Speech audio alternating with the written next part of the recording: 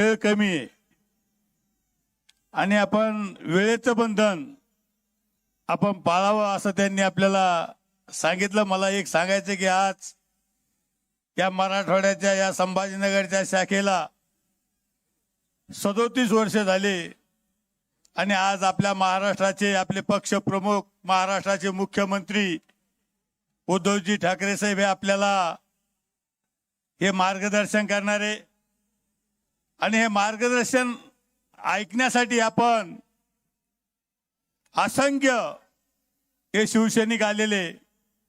मला एक सांगायचं की आज साहेब आपल्याला महाविकास आघाडी स्थापन होऊन 2.5 वर्ष झाले आणि 2.5 वर्षाच्या नंतर माननीय उद्धव साहेबांची ही संभाजीनगर मधली ही पहिली ही जाहीर सभा आहे। साहेब महाविकास आघाडी झाल्याच्या नंतर तुम्हाला सांगतो मुख्यमंत्री उद्धव साहेब झाल्याच्या नंतर आपल्याला सगळ्याला कल्पना आहे की 2 वर्ष आपले कोरोनाच्या काळात गेले आणि 2 वर्ष कोरोनाच्या काळात गेल्याच्या नंतर उद्धव साहेबांनी मुख्यमंत्री म्हणून जी काही परिस्थिती हाताळली, आज मुख्यमंत्र्याचं नाव हे जगात घेतलं जातं। मुख्यमंत्री असावा तो उद्धव ठाकरे साहेबासारखा असावा असं नाव जगात घेतलं जातं। म्हणून मला सांगायचं की आज 2.5 वर्ष झाल्याच्या नंतर अनेक संकट आले।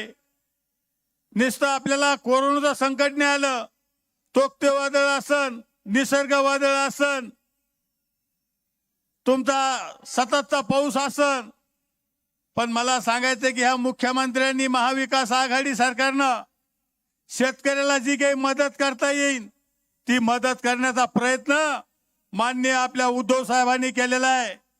दिलेला शब्द पाळण्याचा प्रयत्न केला। त्यांनी शब्द दिला होता मी 2 लाखापर्यंत कर्ज शेतकऱ्याचं माफ करीन। साहेब 2 लाखापर्यंत कर्ज माफ केलं आणि 2 लाखापर्यंत कर्ज माफ केलं। तुम्हाला सांगतो उद्धव साहेबांनी कर्ज माफ करीत असताना महात्मा फुले योजना आणली। महात्मा फुले योजना आणली, 2 लाखापर्यंत कर्ज माफ करायचं ठरलं आणि युती शासन असताना गेल्या 5 वर्षाला तुम्हाला सांगतो देवेंद्र फडणवीस सरकार असताना 1.5 लाखाची कर्जमाफी आणली। पण कर्जमाफी आणत असताना प्रत्येक शेतकऱ्याला 63 अटी टाकल्या। 63 अटी टाकल्या। तुम्हाला सांगतो एकाही शेतकऱ्याचं कर्ज माफ झालं नाही। मात्र उद्धव साहेब मुख्यमंत्री झाल्याच्या नंतर फक्त एकच अट टाकली की आपला स्वतःचा ठसा द्यायचा आणि अर्ध्या तासात आपल्या खात्यात कर्ज माफीचे पैसे यायचे, अशी योजना महात्मा फुले योजना आणली। म्हणून मला सांगायचं की सगळ्यात महत्वाची जर योजना आणली असेल तर ती उद्धव साहेबांनी आणली। आणि आता जसं सत्तार साहेबांनी सांगितलं की शेतकऱ्याला ज्यांचे रेग्युलर सभासद जे ज्यांनी सोसायट्या जिवंत ठेवल्या त्यांना सुद्धा आता लवकरच 50,000 रुपये प्रत्येक शेतकऱ्याला मिळणार आहे। म्हणून मला सांगायचं की उद्धव साहेबांनी शेतकऱ्याच्या बाबतीत अनेक निर्णय घेण्याचा प्रयत्न केला। माझ्यासारख्या सर्वसामान्य माणसाला ज्यावेळेस कॅबिनेट मंत्री केलं, माझ्याकडे जबाबदारी दिली, माझ्याकडे रोजगार हमी आणि फलोत्पादन खातं दिलं, त्यावेळेस मला उद्धव साहेबांनी सांगितलं, मला आदेश दिला, भुमरे साहेब आपल्याला एक काम करायचं, जे विकल ते पिकल, तर त्याच्यासाठी आपल्याला शेतकऱ्याला आपल्याला पक्के रस्ते द्यायचे। तुम्हाला सांगतो उद्धव साहेबांच्या आशीर्वादानं महाराष्ट्रात 22,000 किलोमीटर रस्ते देण्याचं आपण काम केलं।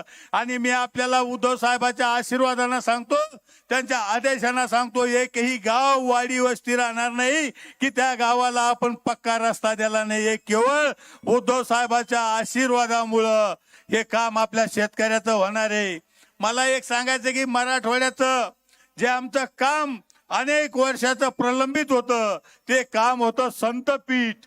आणि हे संतपीठ ज्या वेळेस उद्धव साहेब मुख्यमंत्री झाले आणि आपले पालकमंत्री सुभाष देसाई आणि आपले उदय साहेब असतील यांच्या माध्यमातून जे वारकऱ्याची भावना होती की ज्या वारकऱ्याचं म्हणणं होतं की पैठणचं अनेक वर्षाचं जे 20 वर्षापासून संतपीठाचं काम हे बांधकाम झालं पण त्याचा अभ्यासक्रम सुरू होत नव्हता.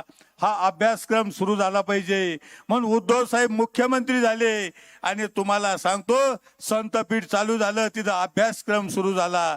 म्हणून मला सांगायचंय की उद्धव साहेब आल्याच्या मुख्यमंत्री झाल्याच्या नंतर जे जे काही कामं करता येतील ते कामं करण्याचा प्रयत्न केला आणि ह्या शहरामध्ये आक्रोश मोर्चा काढला गेला.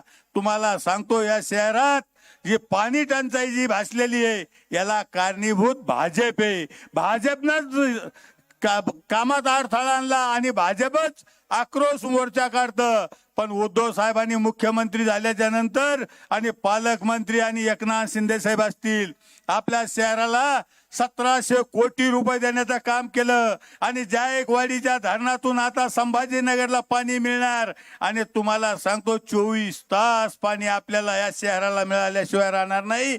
उद्धव साहेब आम्हाला कायम कॅबिनेट मध्ये सांगत असतात, विचारित असतात. मग सुभाष देसाई साहेब असतील, अब्दुल सत्तार साहेब असल, मी असल, नेहमी संभाजीनगरच्या विकासाच्या बाबतीत नेहमी कॅबिनेट मध्ये विषय होतो. अनेक फंड आपल्या रस्त्यासाठी दिला, आपल्या या पाणी पुरवठ्यासाठी दिला. आपण आता चित्रफित पाहिले असन की हे शहर कसं होणार आहे, कसं राहणार आहे, किती सुधारणार आहे, किती निधी मिळणार आहे याच्या बाबतीत सुद्धा आपण चित्रफित पाहिलेली आहे. आणि म्हणून मला सांगायचं की सगळं लक्ष उद्धव साहेबाचं आपल्या या शहरावर आहे. आणि म्हणून मला सांगायचं की निधी आपल्याला कमी पडणार नाही, वेळ कमी आहे. पण अर्जुन रावना जे एक विषय मांडला शेतकऱ्याच्या बाबतीत आणि विशेष म्हणजे हरभऱ्याच्या बाबतीत आपण जो विषय मांडला, तुरीच्या बाबतीत जो विषय मांडला, याच्या बाबतीत आम्ही निश्चित देसाई साहेब असतील, अब्दुल सत्तार असल, मी असल की शेतकऱ्यासाठी आम्ही हरभऱ्याच्या बाबतीत निश्चित आम्ही मंत्रिमंडळात विषय मांडल्याशिवाय राहणार नाही. आणि शेतकऱ्याला काय न्याय देता येईल तो न्याय मिळवून देण्याशिवाय आम्ही राहणार नाही. एवढंच आजच्या प्रसंगी मी आपल्याला सांगतो. जास्त न बोलता, बोलण्यासारखं भरपूर आहे पण आणखीन बरेचसे जण बोलणार आहे आणि आपल्याला बऱ्याचशा जणांचं मार्गदर्शन आपल्याला ऐकायचंय. म्हणून आजच्या प्रसंगी मला जे काही बोलण्याची संधी दिली त्याबद्दल मी संयोजकाचे आभार व्यक्त करतो. आणि शेतकऱ्यासाठी रस्ते असतील, फळबागेचं काम असल, हे काम निश्चित उद्धव साहेबाच्या मार्गदर्शनाखाली त्यांच्या आदेशानुसार जितकं काही रोजगार हमीचं आणि फळबागेचं काम मला करता येईल तितकं काम करण्याचा मी निश्चित प्रयत्न करील. एवढंच आजच्या प्रसंगी सांगतो. जास्त न बोलता माझे 2 शब्द संपवतो. जय हिंद, जय महाराष्ट्र. धन्यवाद भुमरे साहेब. यानंतर बोलतील शिवसेनेचे नेते माननीय चंद्रकांतजी खैरे साहेब. या ठिकाणी शिवसेनेचे नेते खासदार संजयजी राऊत साहेब आणि संभाजीनगरचे पालकमंत्री शिवसेना नेते मान्य सुभाषजी देसाई साहेब यांचं आगमन झालेले. आपण जोरदार टाळ्या वाजवून त्यांचंही स्वागत करू. मी खैरे साहेबांना विनंती करतो की आपण मार्गदर्शन करावं. महाराष्ट्राची कुलस्वामिनी आई तुळजाभवानी, हिंदवी स्वराज्य संस्थापक राजे शिवछत्रपती शिवाजी महाराज, भव्य दिव्य पुतळा ज्यांचा उभा आहे, ज्यांच्या नावाने हे शहर आहे, ते छत्रपती संभाजी महाराज. तुम्हा आम्हा सर्वांचे हिंदू हृदय सम्राट माझे आद्य दैवत शिवसेना प्रमुख मान्य बाळासाहेब ठाकरे यांना मानवंदना देऊन व आदरांजली वाहून आपल्या सर्वांच्या मासाहेब कैलासवासी सभागती मीनाताई ठाकरे यांना सुद्धा आदरांजली वाहून ज्यांच्या सभेसाठी आपण इतका मोठा जनसमूह, विशाल जनसमूह इथं उपस्थित आहेत, ज्यांची शिवगर्जना आपल्या सर्वांना ऐकायची आहे, ते शेतकऱ्यांचे कैवारी महाराष्ट्र सुजलाम सुफलाम करण्याचा ज्यांचा पूर्णपणे प्रयत्न चालू आहे, त्याचप्रमाणे प्रखर मराठी माणसाचे मानबिंदू, प्रखर हिंदुत्ववादी शिवसेना पक्षप्रमुख माननीय उद्धवजी ठाकरे साहेब, लाडके मुख्यमंत्री उद्धवजी ठाकरे साहेबांना मानाचा मुद्रा करून, माननीय आदित्यजी ठाकरे साहेबांना सुद्धा मानाचा मुद्रा करून संभाजीनगरच्या म्हणजे मराठवाड्यातील पहिल्या शिवसेनेच्या शाखेचा त्या ठिकाणी 37वा वर्धापन दिवस या ठिकाणी साजरा होत आहे. 36 वर्धापन दिवस आपण साजरे केले, परंतु आज योगायोगाने त्या ठिकाणी या 37व्या वर्धापन दिवसानिमित्त माननीय मुख्यमंत्रीच आले. हा आमच्या सर्वांचा त्या ठिकाणी म्हणजे जबरदस्तपणे अभिमानाने सांगेल की एक जबरदस्त असं नेतृत्व आपल्याला मिळालं. आज या ठिकाणी मला सांगायचं आपल्या सर्वांना, इथं उपस्थित सर्व मान्यवर, आपले पालकमंत्री महोदय आले, त्याप्रमाणे संजय राऊत साहेब आहेत, भुमरे साहेब, सत्तार साहेब आहेत, सर्व मान्यवर खासदार आहेत, वरुण देसाईजी आहेत, बांदेकरजी आहेत, डॉक्टर गोरेताई आहेत, सर्व आमच्या भगिनी या ठिकाणी उपस्थित आहेत. उपस्थित सर्व शिवसैनिक बंधू आणि भगिनी मातांनो, याच मैदानावर 8 मे 1988 शिवसेना प्रमुख माननीय बाळासाहेब ठाकरे यांनी या शहराचं नाव त्या ठिकाणी संभाजीनगर ठेवलं आहे. आणि संभाजीनगर ठेवण्याचं कारण असं कशाला पाहिजे, ते औरंग्याचं नाव. तो औरंग्या त्या ठिकाणी सगळ्या आपल्या हिंदूंना त्या ठिकाणी त्रास देतो. हेच नाही तर त्या ठिकाणी आपले मंदिरं तोडले, लेण्या तोडल्या. आणि सगळ्यात दुःखाची बाबतीत म्हणजे आपल्या संभाजी महाराजांना 4 महिने त्या ठिकाणी कैद करून ठेवलं सोनेरी महालमध्ये. हे ज्यावेळेस साहेबांना संपूर्णपणे इतिहास माहित होता, त्यांनी सांगितलं या शहरामध्ये जवळ 4 महिने त्या ठिकाणी ते शेवटचे काळ त्या ठिकाणी संभाजी महाराज झाला आणि संभाजी महाराजांना खूप त्रास दिला. अशा माणसाचं नाव नाही पाहिजे, आपल्याला संभाजी महाराजांचंच नाव पाहिजे. म्हणून 8 मे 1988 साहेबांनी इथं नाव ठेवलं. या शहराचं नाव मी संभाजीनगर करत आहे. साहेबांचा आदेश आला ते संभाजीनगर आपण म्हणतोच. खोदून खोदून मला पत्रकार म्हणतात की काय आज घोषणा करणार की नाही. काही आपले जुने मित्र पक्षवाले म्हणतात की का नाही करणार, होर्डिंग लावले. अरे पण मला या ठिकाणी मी सांगतो तुम्हाला, माझ्याकडे पत्र आहे, खूप पत्र आहे. मी सगळे पत्र या ठिकाणी आणले आणि सगळे आणले म्हणजे 1-2च आणले इथे, बाकी सगळे माझ्याकडे ठेवलेले आहे. देवेंद्र फडणवीस मला काय म्हणता, ओ खैरे, ओ खैरे, वा भैरे. अरे साहेब तुम्ही मला काय भैरे करता, तुमचा एक भैरे आमच्या इथं आहे ना. हेच नाही अजून 2 भैरे तुम्हाला करायचे आहे. ते दोन्ही राज्यमंत्र्यांना त्या ठिकाणी भैरे करा. काय करतात ते, काय अधिकार आहे त्यांना दोन्ही राज्यमंत्र्यांना. मी हे आणतो, मी ते करतो, मी ते करतो, काही अधिकारच नाहीये. खोट्या गोष्टी करणार, खोटारडी लोक आहे.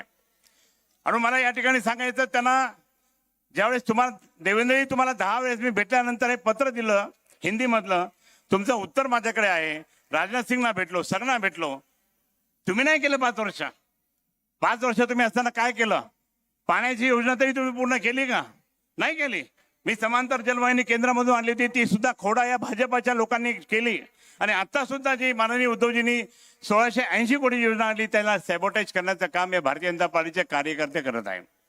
हंडे भेटले, हंडे पाईपमध्ये हंडे भेटले.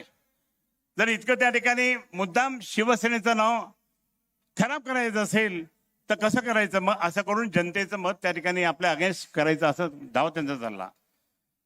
आम्ही मुद्दाम त्या ठिकाणी हे सांगतो की आज शिवसेना पक्षप्रमुख माननीय मुख्यमंत्र्यांनी पैठण पासून वॉटर ग्रीडचा मोठा कार्यक्रम त्या ठिकाणी केला. भुमरे साहेब आहे तिथे, त्यांनी सांगितलं. आणि आता वैजापूर गंगापूरमध्ये जवळपास 1000 कोटीचा त्या ठिकाणी 1000 कोटी वैजापूर मतदारसंघाचं. इथलं एक त्या ठिकाणी चुकून निवडून आलेले म्हणजे ते जे आहे दुसरे खासदार रावसाहेब दानवे,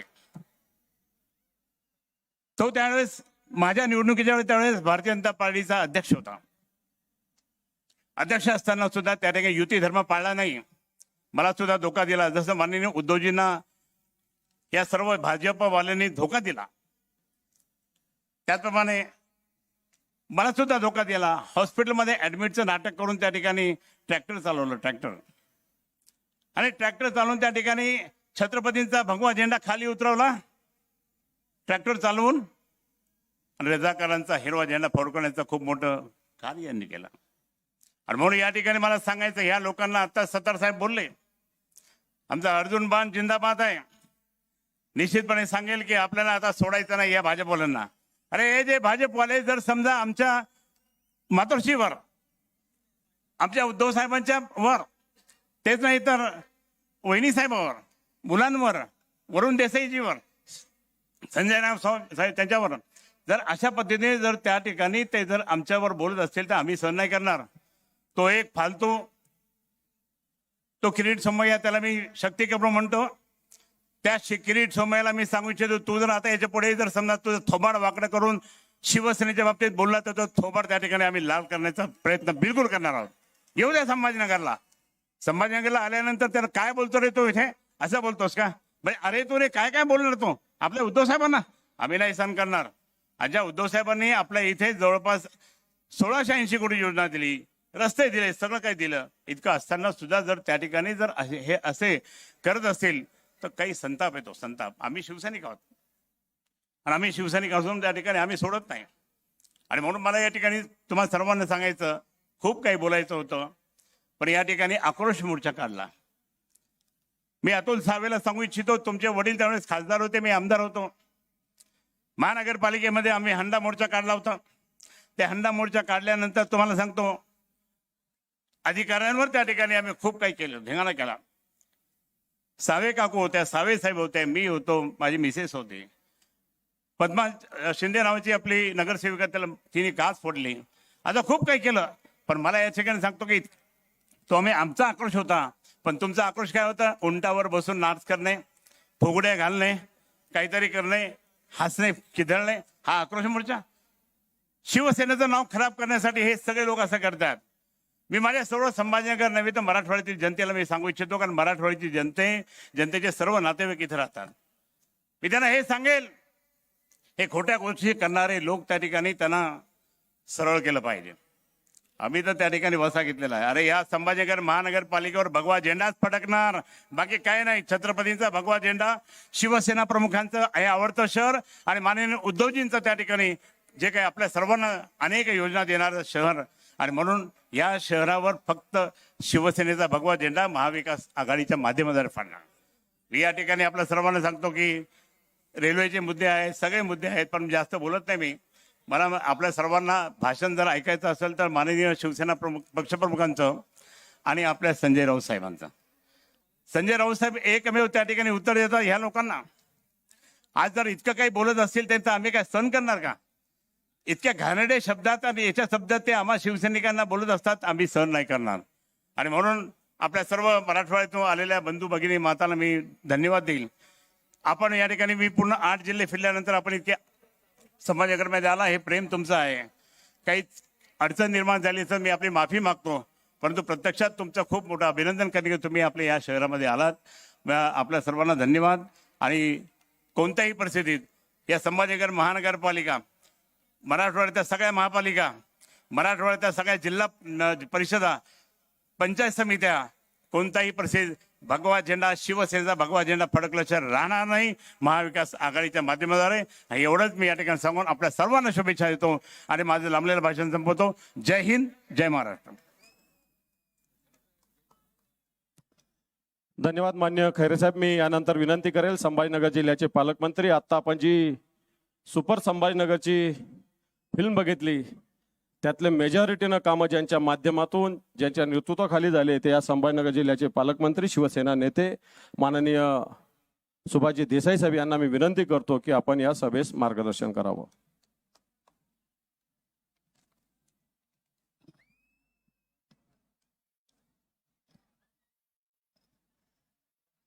शिवसेनेचे नेते आणि खासदार संजय राऊत, विधान परिषदेच्या उपसभापती नीलमताई गोरे, सर्वच मान्यवर आणि उपस्थित बंधूंनो, भगिनींनो, राऊत साहेब तुम्ही पाहतात की सभा कशी गच्च भरलेली आहे. आणि ही सभा म्हणजे शिवसेनेनं शिवसेनेचंच रेकॉर्ड मोडलंय.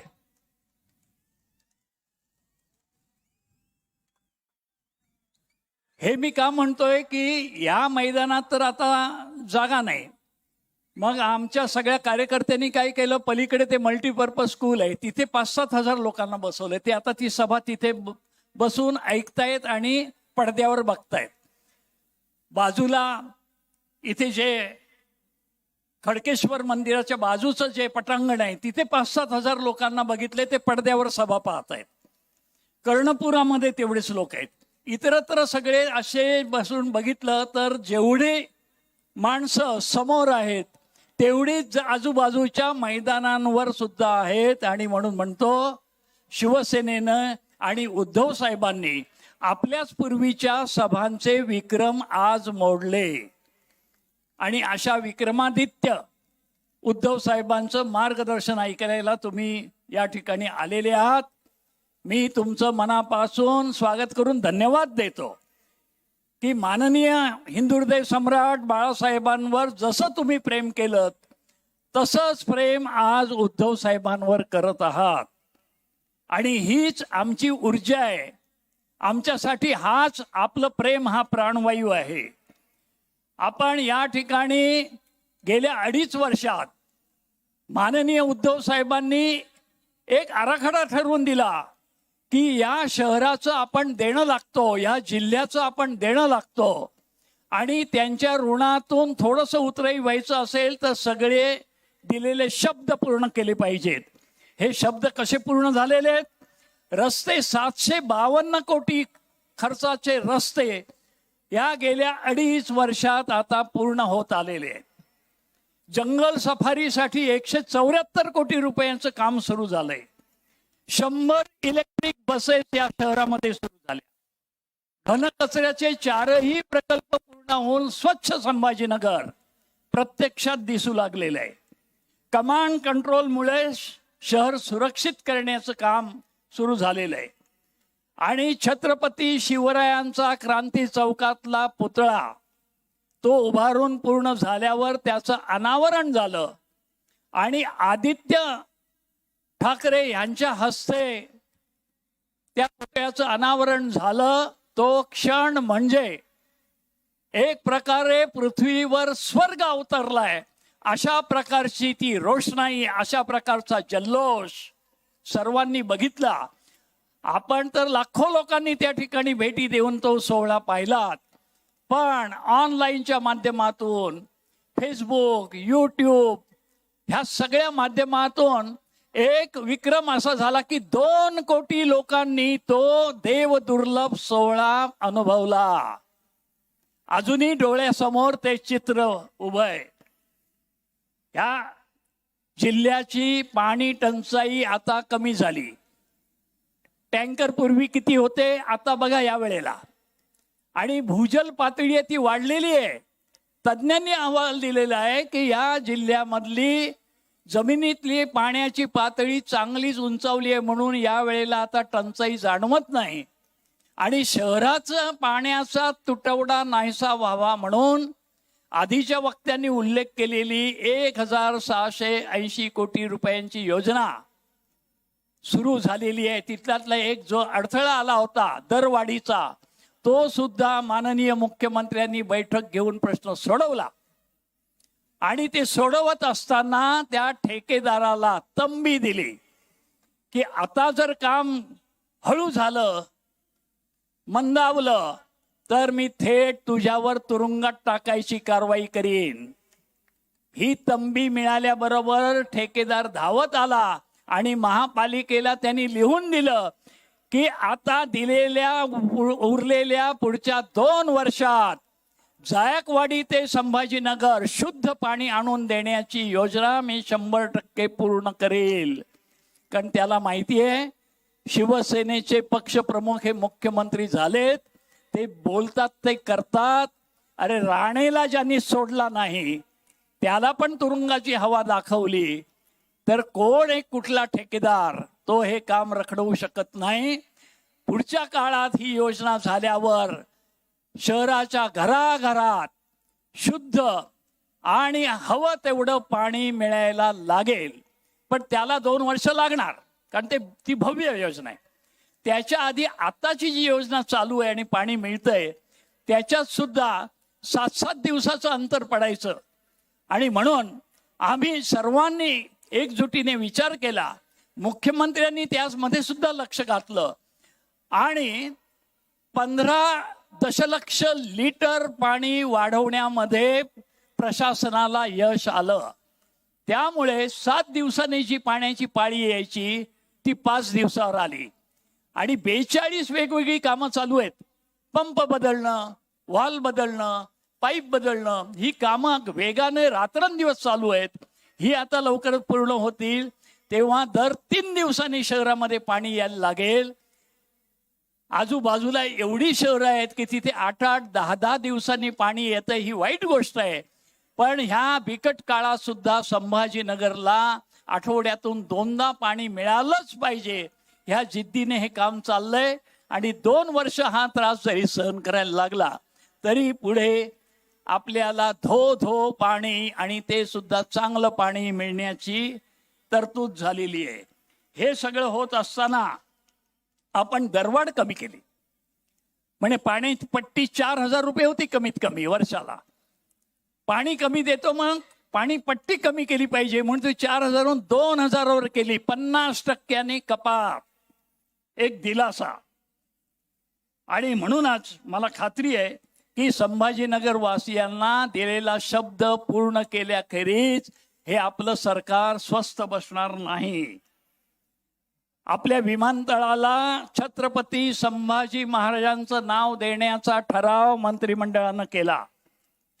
छत्रपती संभाजी महाराजांचा हा भव्य पुतळा इथे उभा आहे. त्यांची आठवण विसरणं शक्य नाही. आणि हा ठराव केंद्राला पाठवला, पण केंद्र सरकार काही करत नाही. स्मरणपत्र गेली, अनेक वेळा बोलणी झाली. अगदी मी ज्योतिरादित्य शिंदेंना अगदी अलीकडे जाऊन भेटलो 15-20 दिवसापूर्वी आणि त्यांना सांगितलं, ज्योतिरादित्यजी, तुमचं शिंदे कुटुंब हे मराठी शाहीचं एक आधार देणारं कुटुंब होतं. तुम्ही तरी हे पुण्यकर्म पूर्ण करा. आपल्या छत्रपतींचं संभाजीचं नाव विमानतळाला द्या. त्यांनी सांगितलं, हे काम आम्ही ताबडतोब पुढे करतो. आता बघूया कधी करतात. तिथे ताकद लावायची सोडून भाजपचे राज्यातले नेते इथे फुगड्या घालत बसलेले आहेत. अरे जा दिल्लीत आणि ते करून घ्या. ते करायचं नाही आणि इथे भुंकत बसायचं. हे असलं कट कारस्थान, त्याच्यावर तुम्ही किती विश्वास ठेवणार? ठेवतच नाही. आणि इथून पुढचे काही आमचे शब्द आहेत जे माननीय मुख्यमंत्र्यांच्या मार्गदर्शनाखाली आम्ही ते निर्णय घेतलेत. एक तर मेट्रो रेल्वेचा प्रकल्प इथे आला पाहिजे. महाराष्ट्रातली जी 3-4 प्रमुख शहरं आहेत, त्यात मुंबई आहे, नवी मुंबई आहे, पुणे आहे आणि नागपूर, इथे मेट्रोची कामं चाललेली आहेत. मग संभाजीनगर का मागे राहील? आणि म्हणून संभाजीनगरमध्ये सुद्धा मेट्रो रेल्वे असलीच पाहिजे. त्याचा आराखडा बनवण्याचं काम महापालिकेने सुरू केलेलं आहे. आणि लवकरच या संभाजीनगर शहरामध्ये मेट्रो रेल्वे धावताना आपल्याला दिसेल. शहर आधुनिक होतंय. त्यासाठी संभाजीनगर पर्यटन विकास प्राधिकरण स्थापन करण्याचा विचार आमचे तरुण पर्यटन मंत्री आदित्य ठाकरे करत आहेत.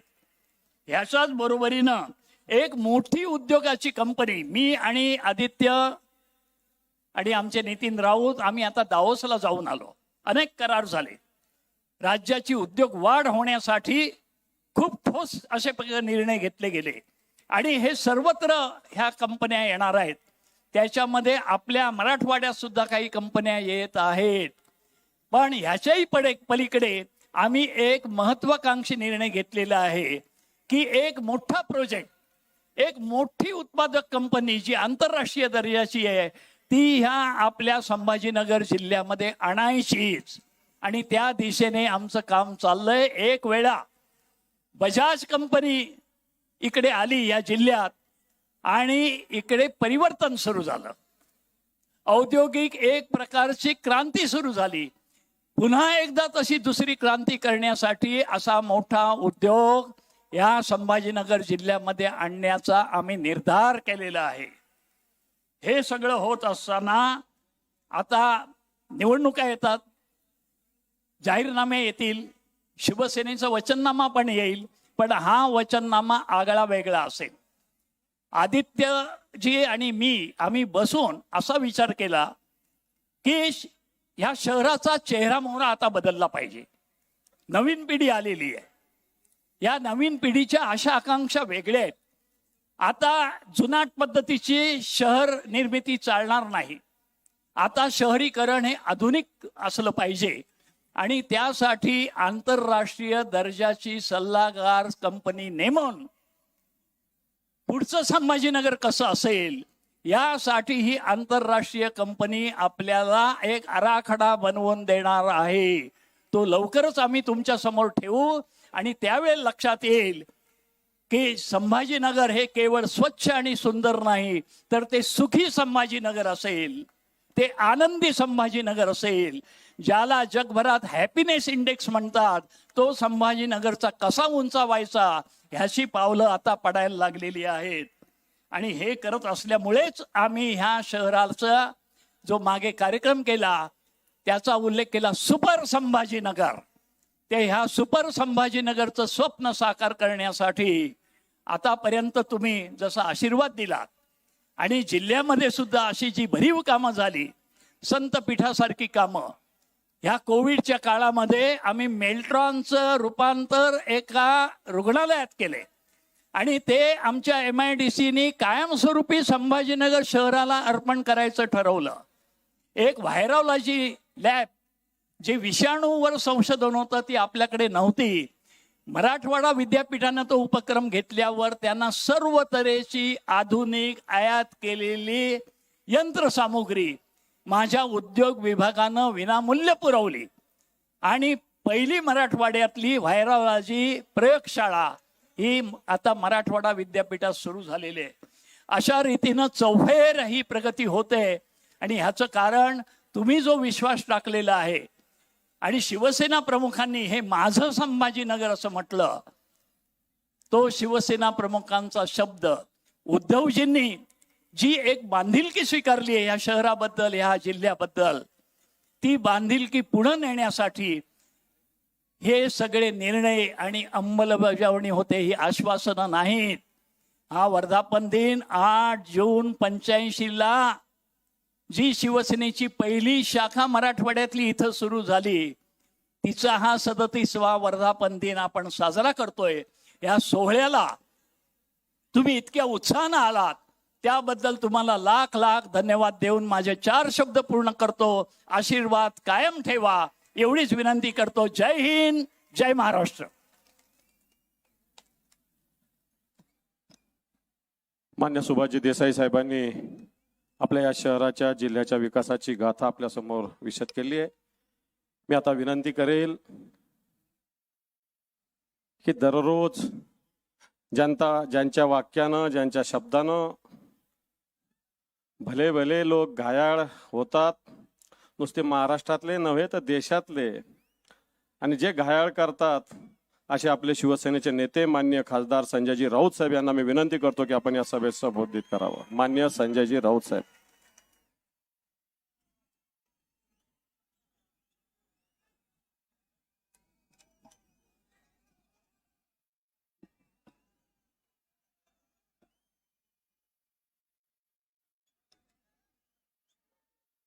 व्यासपीठावर आणि व्यासपीठासमोर जे आहेत ते सगळे शिवसेनेचे वाघ आहेत.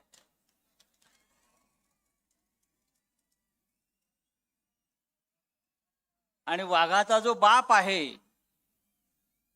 तो 5 मिनिटात व्यासपीठावरती येणार आहे.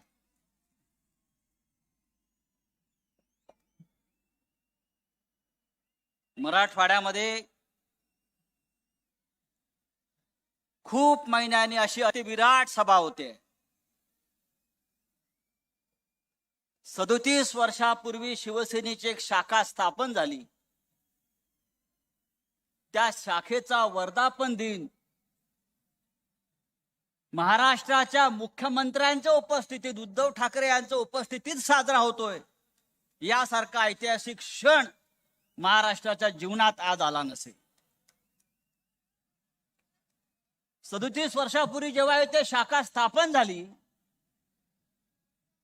तेव्हा कोणाच्या स्वप्नातही नसेल की उद्धव ठाकरे या कार्यक्रमाला उपस्थित राहतील, ते सुद्धा राज्याचे मुख्यमंत्री म्हणून.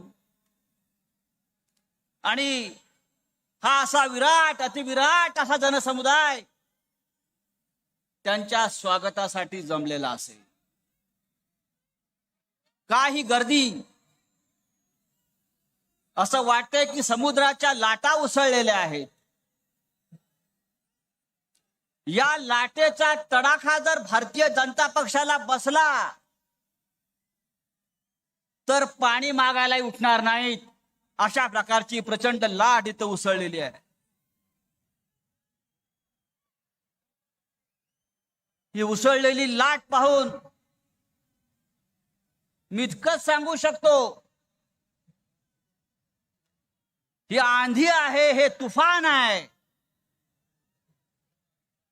और कोई तोड़ नहीं इस आंधी का। यह दौर शुरू हुआ है उद्धव ठाकरे का। अनेक महिन्यानंतर आपले माननीय उद्धव ठाकरे मुंबईच्या बाहेर येऊन एक विराट सभा घेत आहेत आणि त्यांच्या स्वागतासाठी उठलेले हे तुफान, ही उसळलेली लाट महाराष्ट्रापर्यंत नव्हे तर दिल्लीच्या तख्तालाही हादरे दिल्याशिवाय राहणार नाही। हा महाराष्ट्र कोणाचा आहे, हा मराठवाडा कोणाचा आहे, हे सांगणारी ही जाहीर सभा आहे। इथे काही लोक आले आणि गेले मधल्या काळामध्ये। याच मैदानामध्ये सभा घेऊन आव्हान देण्याचा प्रयत्न केला, पण मराठवाड्यामध्ये शिवसेनेला आव्हान देणाऱ्याची औलाद अद्याप जन्माला यायची आहे, लक्षात घ्या। संभाजीनगर, छत्रपती संभाजीराजे आहेत, छत्रपती शिवाजी महाराज आहेत आणि पाठीशी हिंदुहृदय सम्राट बाळासाहेब ठाकरे आहेत। अजून काय पाहिजे महाराष्ट्राला? हा मराठवाडा ज्याने औरंगजेबाला या मातीत गाडलं, हाच मराठवाडा ज्याने निजामाला पळवून लावलं, आणि हीच ती शिवसेना मराठवाड्यातली जी निजामाच्या बापाच्या छातीवर पाय रोवून महाराष्ट्रात सत्तेवर आलेली आहे। आता तुम्हाला आम्हाला हटवता येणार नाही। आता पुढची वर्षानुवर्ष फक्त हा भगवा झेंडाच्या महाराष्ट्रावर फडकत राहील। ही जी गर्दी आहे, ही जी शक्ती आहे, ही शक्ती एवढंच सांगते आहे, आमच्या वाटेला जाऊ नका, आमचा नाद करू नका। गेल्या काही दिवसापासून आम्ही पाहतोय की सातत्याने शिवसेनेवरती हल्ले होत आहेत। या मराठवाड्यामध्ये म्हणे आक्रोश मोर्चा काढला। आक्रोश मोर्चा कशा करता? माननीय मुख्यमंत्र्यांचं, उद्धव ठाकरे साहेबांचं आगमन झालेलं आहे। आपण जबरदस्त घोषणांनी त्यांचं स्वागत करावं। अरे आवाज कुणाचा? आवाज कुणाचा? कोण आला रे, कोण आला?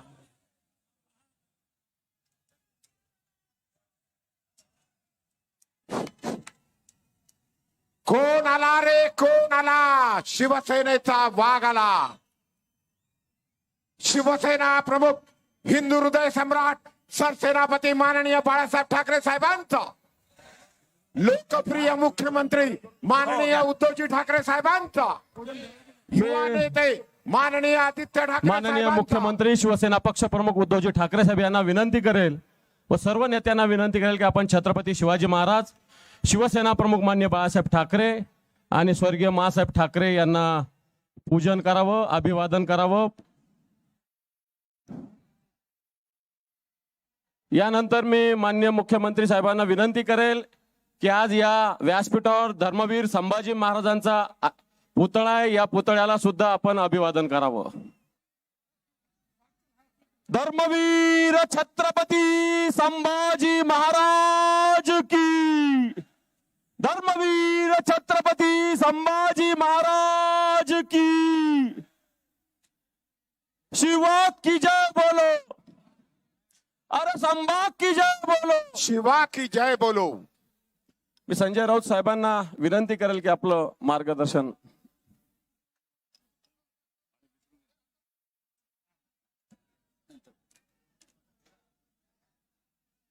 मुख्यमंत्री महोदयांचं आगमन झालेलं आहे।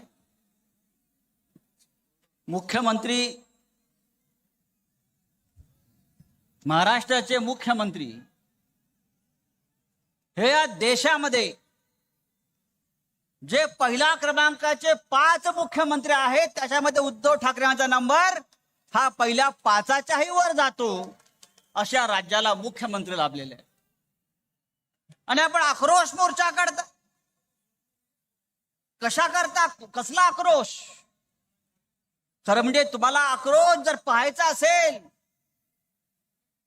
तर या भारतीय जनता पक्षाच्या नामर्द लोकांनी काश्मीरला जाऊन आक्रोश पाहावा.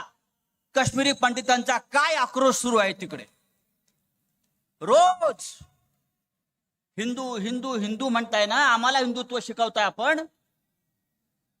रोज काश्मीरी पंडितांवर, हिंदूंवर अतिरेक्यांचे भ्याड हल्ले होत आहेत. आणि गेल्या 2 महिन्यामध्ये 27 काश्मीरी पंडितांची, हिंदूंची घरात घुसून हत्या झाली.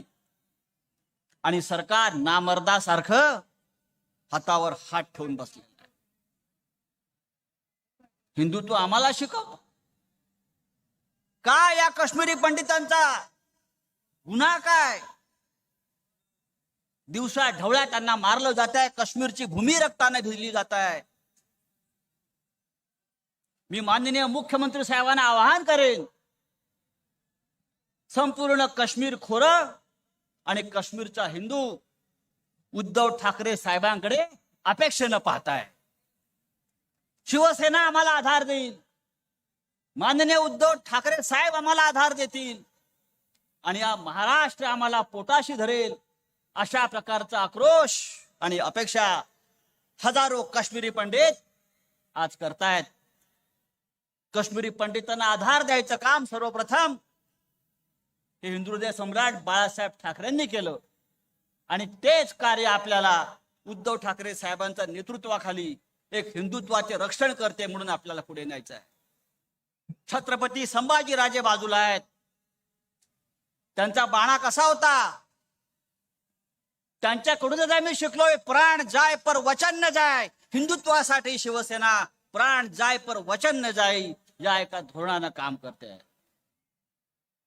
उठसूट शिवसेनेवरती हल्ले करण्याचं थांबवायला हवं, नाहीतर त्या हल्ल्याला त्याच पद्धतीनं उत्तर द्यायची ताकद या शिवसेनेमध्ये, लक्षात घ्या. देशामध्ये असंख्य प्रश्न आहेत, पण त्या प्रश्नावर कोणी बोलायला तयार नाही. महागाई वाढलीये, त्या महागाईच्या झळा जनतेला बसतायत, पण मोदी शहाणा बसत नाहीत. 1000 रुपये स्वयंपाकाचा गॅस सिलेंडर, 1000 रुपये पेट्रोल डिझेल 100च्या वर. पण हे काय करतायत? महागाईवरती प्रश्न विचारले तर ज्ञानव्यापी मशिदीवर बोलतात. बेरोजगारावरती प्रश्न विचारले तर ताजमहालच्या खाली शिवलिंग शोधण्याचा प्रयत्न करतात.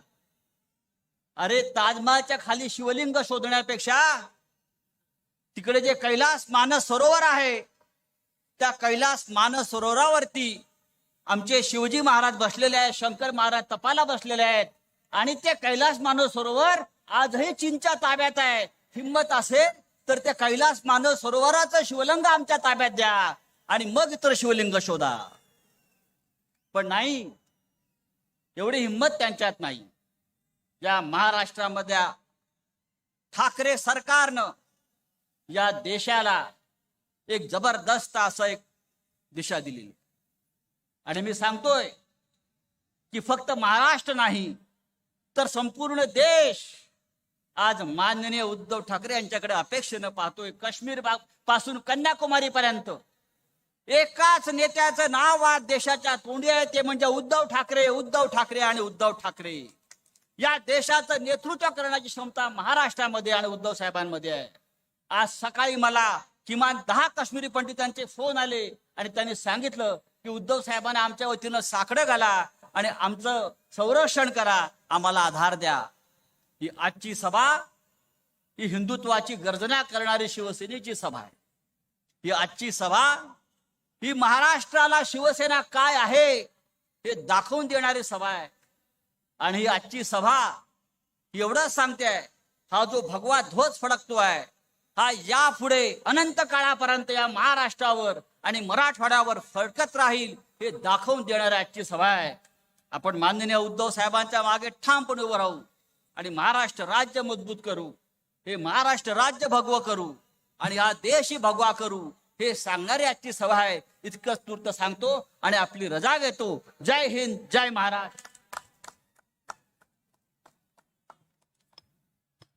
यानंतर मी महाराष्ट्र संभाजीनगरचे पालकमंत्री मान्य सुभाषजी देसाई साहेब यांना विनंती करेल की मान्य पक्षप्रमुख मुख्यमंत्री उद्धवजी ठाकरे साहेब यांचं या संभाजीनगरचे सुप्रसिद्ध हिमरू शॉल देऊन आणि जे छत्रपती शिवरायाचं स्मारक संभाजीनगरात उभं झालेलं आहे ते स्मारकाची प्रतिकृती देऊन मान्य उद्धवजी ठाकरे साहेबांचं स्वागत सुभाष देसाई साहेब आणि विनोदजी घोसाळकर साहेब हे करतील. त्यानंतर मी त्यांनाच विनंती करेल की आपण दोघांनी ही हिमरू शॉल आहे संभाजीनगरात तयार झालेली संजय राऊत साहेब यांचं हिमरू शॉल आणि स्मृतिचिन्ह देऊन स्वागत करावं.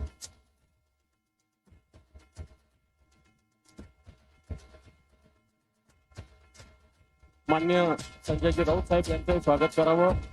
यानंतर मी विनंती करेन चंद्रकांतजी खैरे साहेब शिवसेना नेते यांनीही मान्य उद्धवजी ठाकरे साहेबांचं स्वागत करावं. या ठिकाणी 3 जणांचा पक्ष प्रवेश होईल पक्षप्रमुखांच्या हस्ते. जिल्हा परिषद सदस्य भारतीय जनता पार्टीचे वाळूज सर्कलचे रामदास परोडकर,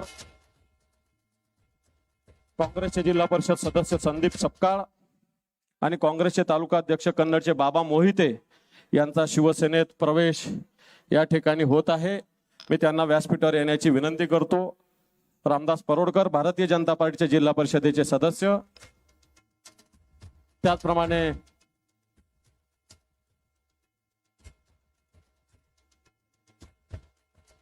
डायस या इकडे बाबा मोहिते, रामदास परोडकर, संदीप सपकाळ या 3 जणांचा प्रवेश होत आहे.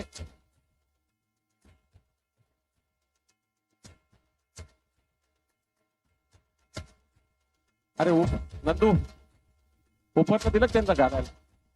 अरे यांचा प्रवेश संदीप सपकाळ चिंचोली जिल्हा परिषदचे सदस्य, रामदास परोडकर वाळूज जिल्हा परिषदचे सदस्य आणि काँग्रेसचे कन्नडचे तालुकाध्यक्ष बाबा मोहिते.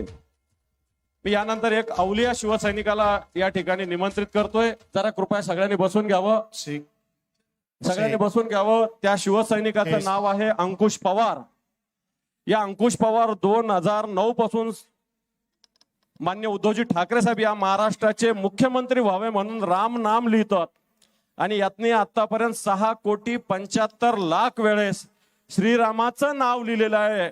तेही उद्धवजी मुख्यमंत्री व्हावेत म्हणून मी त्यांचं स्वागत महाराष्ट्राचे मुख्यमंत्री शिवसेना पक्षप्रमुख उद्धवजी ठाकरे साहेब यांना विनंती करतो. हीच शिवसैनिक शिवसेनेची खरी ताकद आहे. या शिवसैनिकाचं स्वागत स्वतः मुख्यमंत्री करतील. यांनी 6,75,00,000 ज्यावेळेस कोणाच्याही ध्यानीमनी नसेल की मान्य उद्धवजी ठाकरे साहेब मुख्यमंत्री होतील त्यावेळेस यांनी संकल्प केलेला आहे की या शिवसैनिकांनी उद्धवजी ठाकरे साहेब मुख्यमंत्री व्हावे. 6,75,00,000 वेळेस यांनी श्रीरामाचं नाव लिहिलेलं आहे. असा हा शिवसैनिक आहे अंकुश पवार. या अंकुश पवाराचं स्वागत प्रत्यक्षात शिवसेनेचे पक्षप्रमुख माननीय उद्धवजी ठाकरे साहेब करतायत.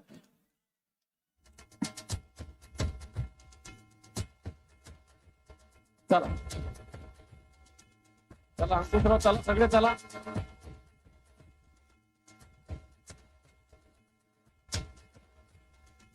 आणि यानंतर मला असं वाटतं फक्त संभाजीनगर नव्हे, हे मैदान नव्हे, हा महाराष्ट्र नव्हे, तर देशातील जनता, देशातील जे टॉप 5 मुख्यमंत्री त्यातले टॉप मुख्यमंत्री शिवसेनेचे पक्षप्रमुख आज एक हिंदुत्वाचा हुंकार या महाराष्ट्राला नव्हे तर देशाला देण्यासाठी या संभाजीनगरात आलेले. मी त्यांना विनंती करेन की या विराट फक्त या मैदानावर नव्हे तर अन्य ठिकाणी सुद्धा या शहरात 10 ठिकाणी LED लावलेले आहेत. या ठिकाणी सुद्धा लाखो लोक बसलेले. मी मान्य उद्धवजी ठाकरे साहेबांना विनंती करेल की आपण या विराट सभेस मार्गदर्शन करावं. माननीय उद्धवजी ठाकरे साहेब. छत्रपती शिवाजी महाराज की जय भवानी. हिंदू हृदय सम्राट शिवसेना प्रमुख मान्य बाळासाहेब ठाकरेंचा, हिंदू हृदय सम्राट शिवसेना प्रमुख मान्य बाळासाहेब ठाकरेंचा पक्ष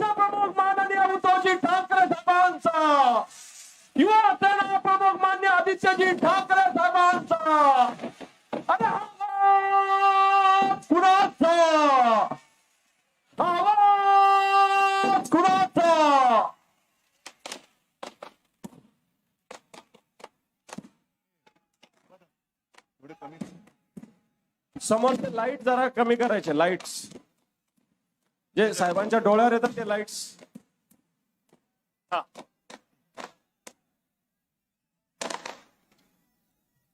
आपण जोरदार टाळ्या वाजवू.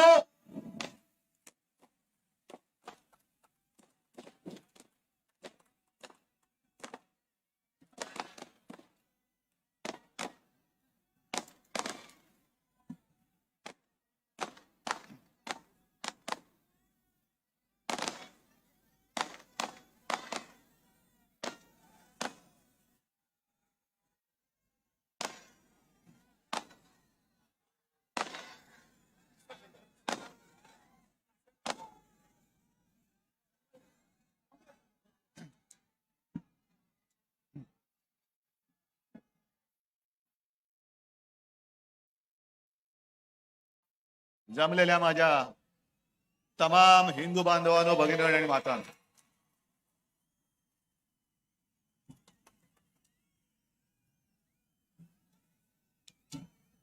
आज जवळपास माझी शस्त्रक्रिया झाल्यानंतर 6 महिन्यानंतर मुंबईच्या बाहेर पाऊल टाकलेलं आहे. आणि पहिलं पाऊल टाकलं ते आपल्या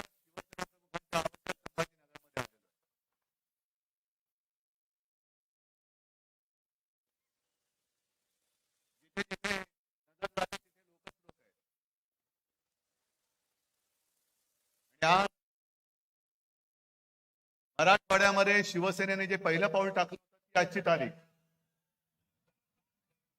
मला आठवत नाही आता ती केव्हाची सभा होती. कदाचित जी संभाजीनगरची पहिली महापालिका आपण जिंकलो होतो 87-88 याच मैदानात सभा झाली होती. मी व्यासपीठावर तर सोडून द्या, पण बाजूच्या कुठल्या तरी एका इमारतीच्या गच्चीतून सभा पाहत होतो आणि माझा विश्वास बसत नाही. एवढी वर्ष झाली, एवढा काळ उलटला, पण आज सुद्धा मैदानाचा कोपरा आणि कोपरा गच्च भरलेला आहे. तोच उत्साह, तोच जल्लोष, तोच भगवा. कुठे काही कमी नाही, उलट वाढतंय. अजून मी येताना रस्त्यावरनं शिवसैनिकांच्या झुंडीच्या झुंडी इकडे येतात. आता बसणार कुठे? जागा नाही, नसतेच. आपल्याकडे आता मैदानच पुरत नाही, अशी आपली ताकद वाढत चाललेली आहे. पण मी मनापासून बोलतोय की मी आज आपल्या रूपामध्ये तुळजाभवानीचं दर्शन घेतोय. त्याच आई जगदंबेनी ताकद दिलेली आहे, शक्ती दिलेली आहे, विचार दिलेला आहेत आणि माझे मर्द साथी, सोबती, सवंगडी हे दिलेले आहेत. मी येताना एक काही काळ हॉटेलमधल्या टीव्हीवरती सभा बघत होतो, दृश्य बघत होतो. आकाशातून टिपलेली दृश्य, म्हणजे अक्षरशः देव सुद्धा आपली सभा कशी बघत असेल ते दृश्य मी बघून आलेलो आहे.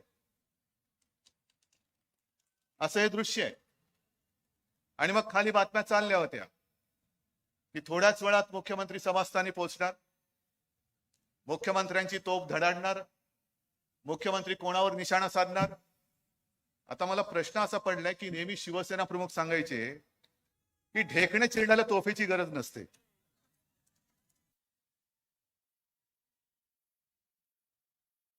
ढेकणं आम्ही अशी चिरडत असतो आणि त्याच्यासाठी मला या सैनिकांची सुद्धा शक्ती तिकडे वाया नाही घालवायची. हे जे काय आपल्या समोर आता थोडं संजय राऊतनी सांगितलं, माझ्या आधी बरेच वक्ते बोललेत आणि मला प्रश्न पडले की जे काय मी बोलणार आहे, तुम्ही बोलणार आहे, तुम्ही काय सांगता, तुमच्या आधीच्या वक्त्याने आम्हाला सांगून टाकलेलं आहे. काय भाषण, काय मुद्दे शिल्लक ठेवलेत की नाही मला कल्पना नाहीये. मी आज पहिल्या प्रथम मुद्दामून उल्लेख जो करणार आहे हिंदुत्वाचा तर आहेच, कारण हिंदुत्व हा आपला श्वास आहे. याच मैदानात शिवसेना प्रमुखांनी आपल्याला सांगितलेलं आहे, ते तर आमच्या धमन्यामध्ये आहे. पण मुद्दामून मी संभाजीनगरच्या पाणी प्रश्नावरती बोलणार आहे.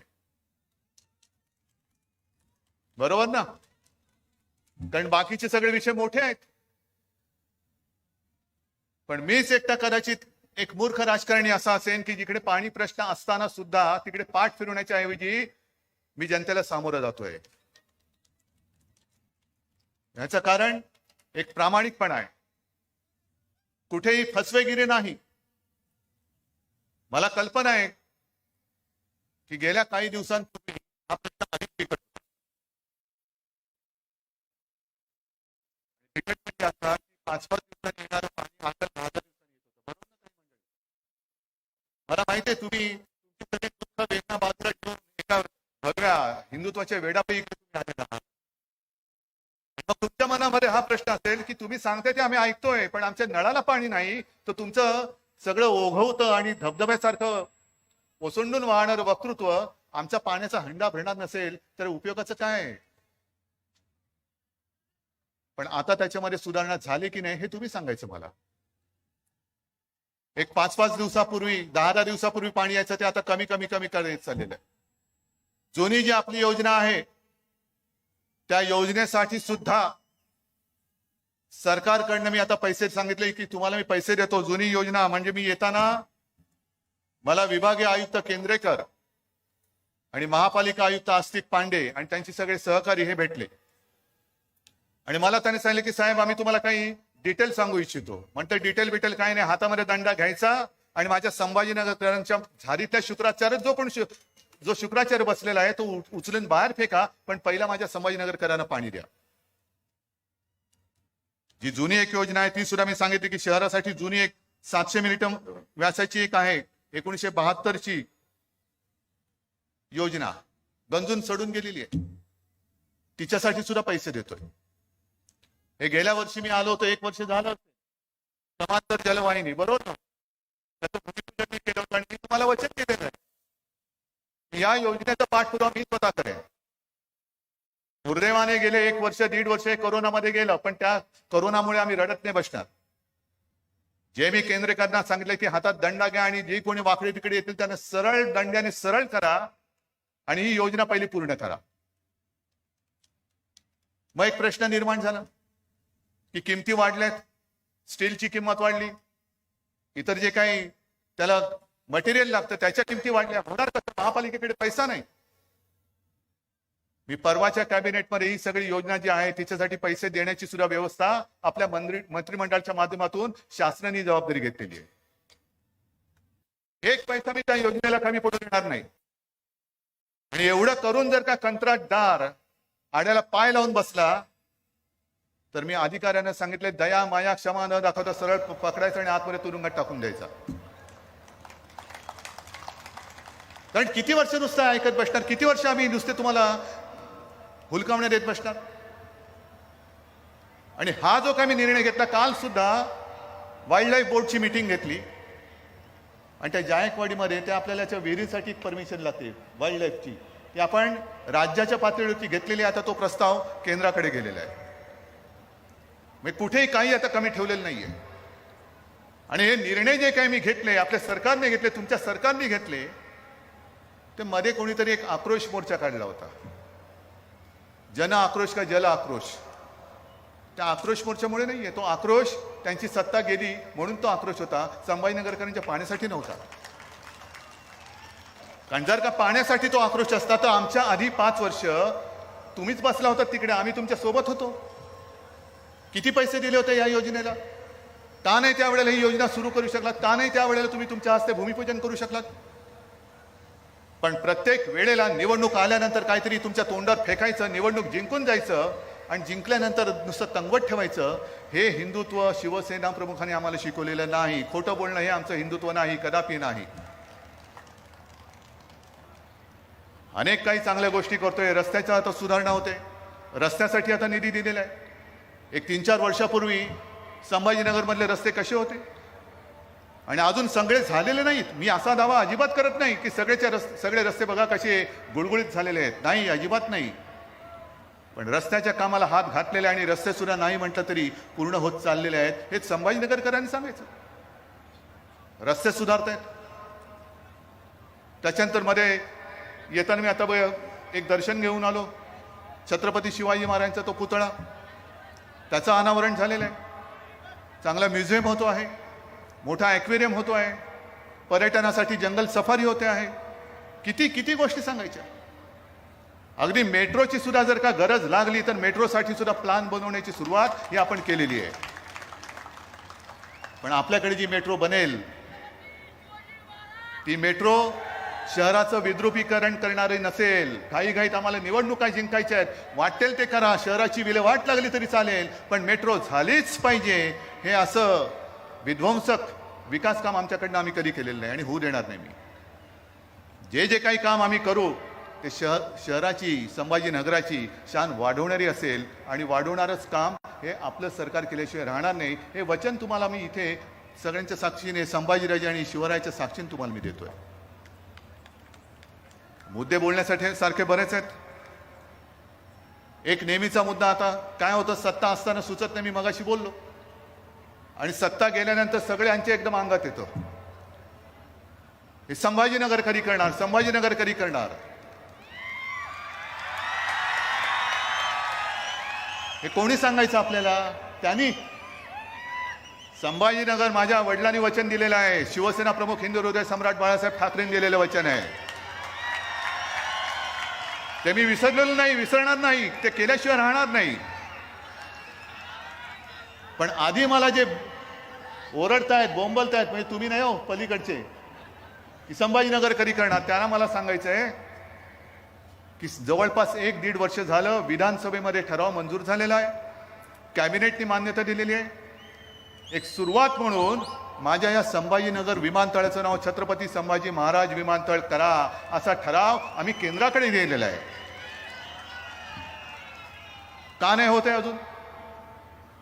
म्हणजे तुमच्याकडे काही दिलं का झाकून ठेवायचं आणि आम्ही काही नाही केलं तो बोंबलत सुटायचं, हा आक्रोश होऊ शकत नाही.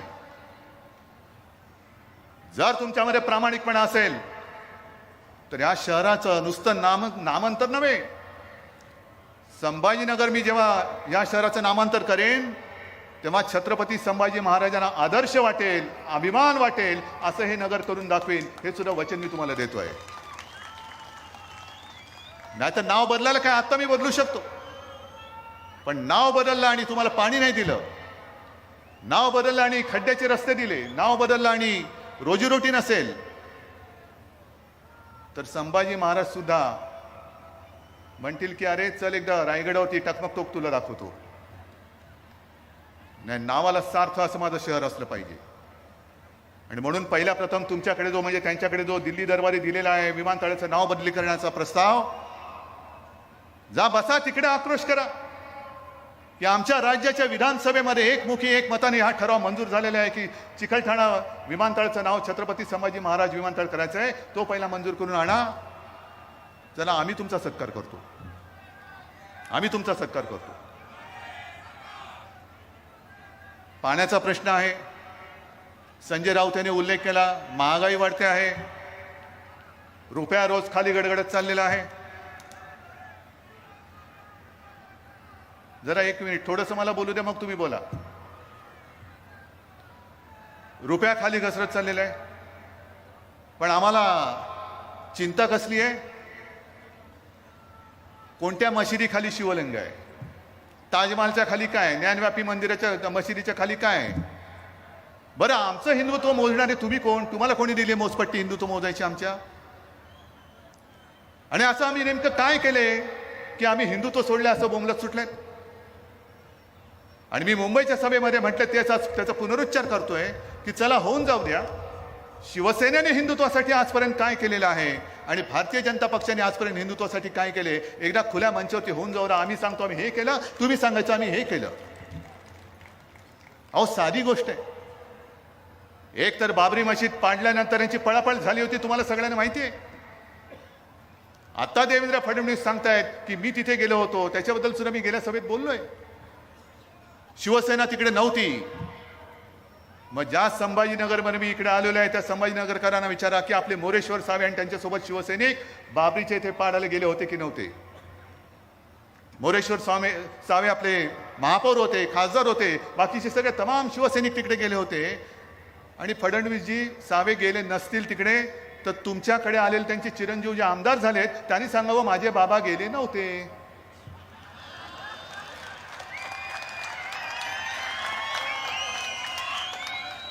सांगावं, तुमच्याकडे आमदार झालेत, हिंदुत्वाच्याच मुद्द्यावर आमदार झालेत, मग त्यांना सांगा, त्या आमदारांना सांगा की बाबा तू ज्याची पालखी वाहतोस त्या फडणवीसांना सांग तुझे वडील तिकडे गेले होते की नव्हते. म्हणजे खरं खोटं काय ते होऊन जाऊ द्या. एक तर गेले नव्हते तर तसं सांगा माझे बाबा तिकडे गेले नव्हते, त्यांनी उगाच खोटं सांगितलं. आणि जर गेले असतील तर जाऊन ठामपणे देवेंद्रला सांगा तू कुठे होता, तुम्ही कुठे होतात माहिती नाही, पण माझे बाबा तिकडे गेले होते. तमाम शिवसैनिक त्यांच्यासोबत तिकडे गेले होते. कोणाला हिंदुत्व शिकवत आहे? बाबरी पडल्यानंतर अगदी आडवाणीजींचं स्टेटमेंट आहे, अटलजींचं स्टेटमेंट आहे, सुंदरसिंह भंडारींचं स्टेटमेंट आहे. हे काय अगदी शिवाजी महाराजांच्या आधीचा इतिहास नाही मी तुम्हाला सांगत. हा गेल्या काही वर्षांपूर्वीचा इतिहास आहे. आणि त्यावेळेला जर का शिवसेना प्रमुखांनी जबाबदारी घेतली नसती की जर माझ्या शिवसैनिकांनी बाबरी पाडली असेल तर मला त्यांचा गर्व आहे, ही जबाबदारी शिवसेना प्रमुखांनी घेतली नसती. अमरनाथ यात्रेवरती जेव्हा गंडांतर आलं तेव्हा शिवसेना प्रमुखांनी इथून वाघाची डरकाळी मारली नसती. काश्मीरी पंडित जे आज त्यांची हालत झालेले त्याही वेळेला शिवसेना प्रमुख त्यांच्या पाठी उभे राहिले नसते तर आज हिंदुत्वाच्या जोरावरती तुम्ही दिल्ली काबीज करू शकला असतात काय? हे पहिले स्वतःच्या मन असलंच तर विचारा आणि मग आमच्या अंगावरती या. हिंदुत्वाचे धडे तुमच्याकडनं आम्ही घेण्या एवढे पोकळ हिंदुत्ववादी नाही. हे मी मुद्दामून काही बातम्या घेऊन आलेलो आहे. हे काश्मीरी पंडितांचा आक्रोश, पुन्हा त्यांनी घर सोडले. काय गुन्हा काय त्यांचा? आपल्या हिंदुस्थानामध्ये पुन्हा एकदा तीच वेळ येते की काय काश्मीरमध्ये नव्हे, ती आलेली आहे. घरामध्ये जाऊन गोळ्या घालतात, शाळेमध्ये जाऊन गोळ्या घालतात, कार्यालयामध्ये जाऊन गोळ्या घालतायत.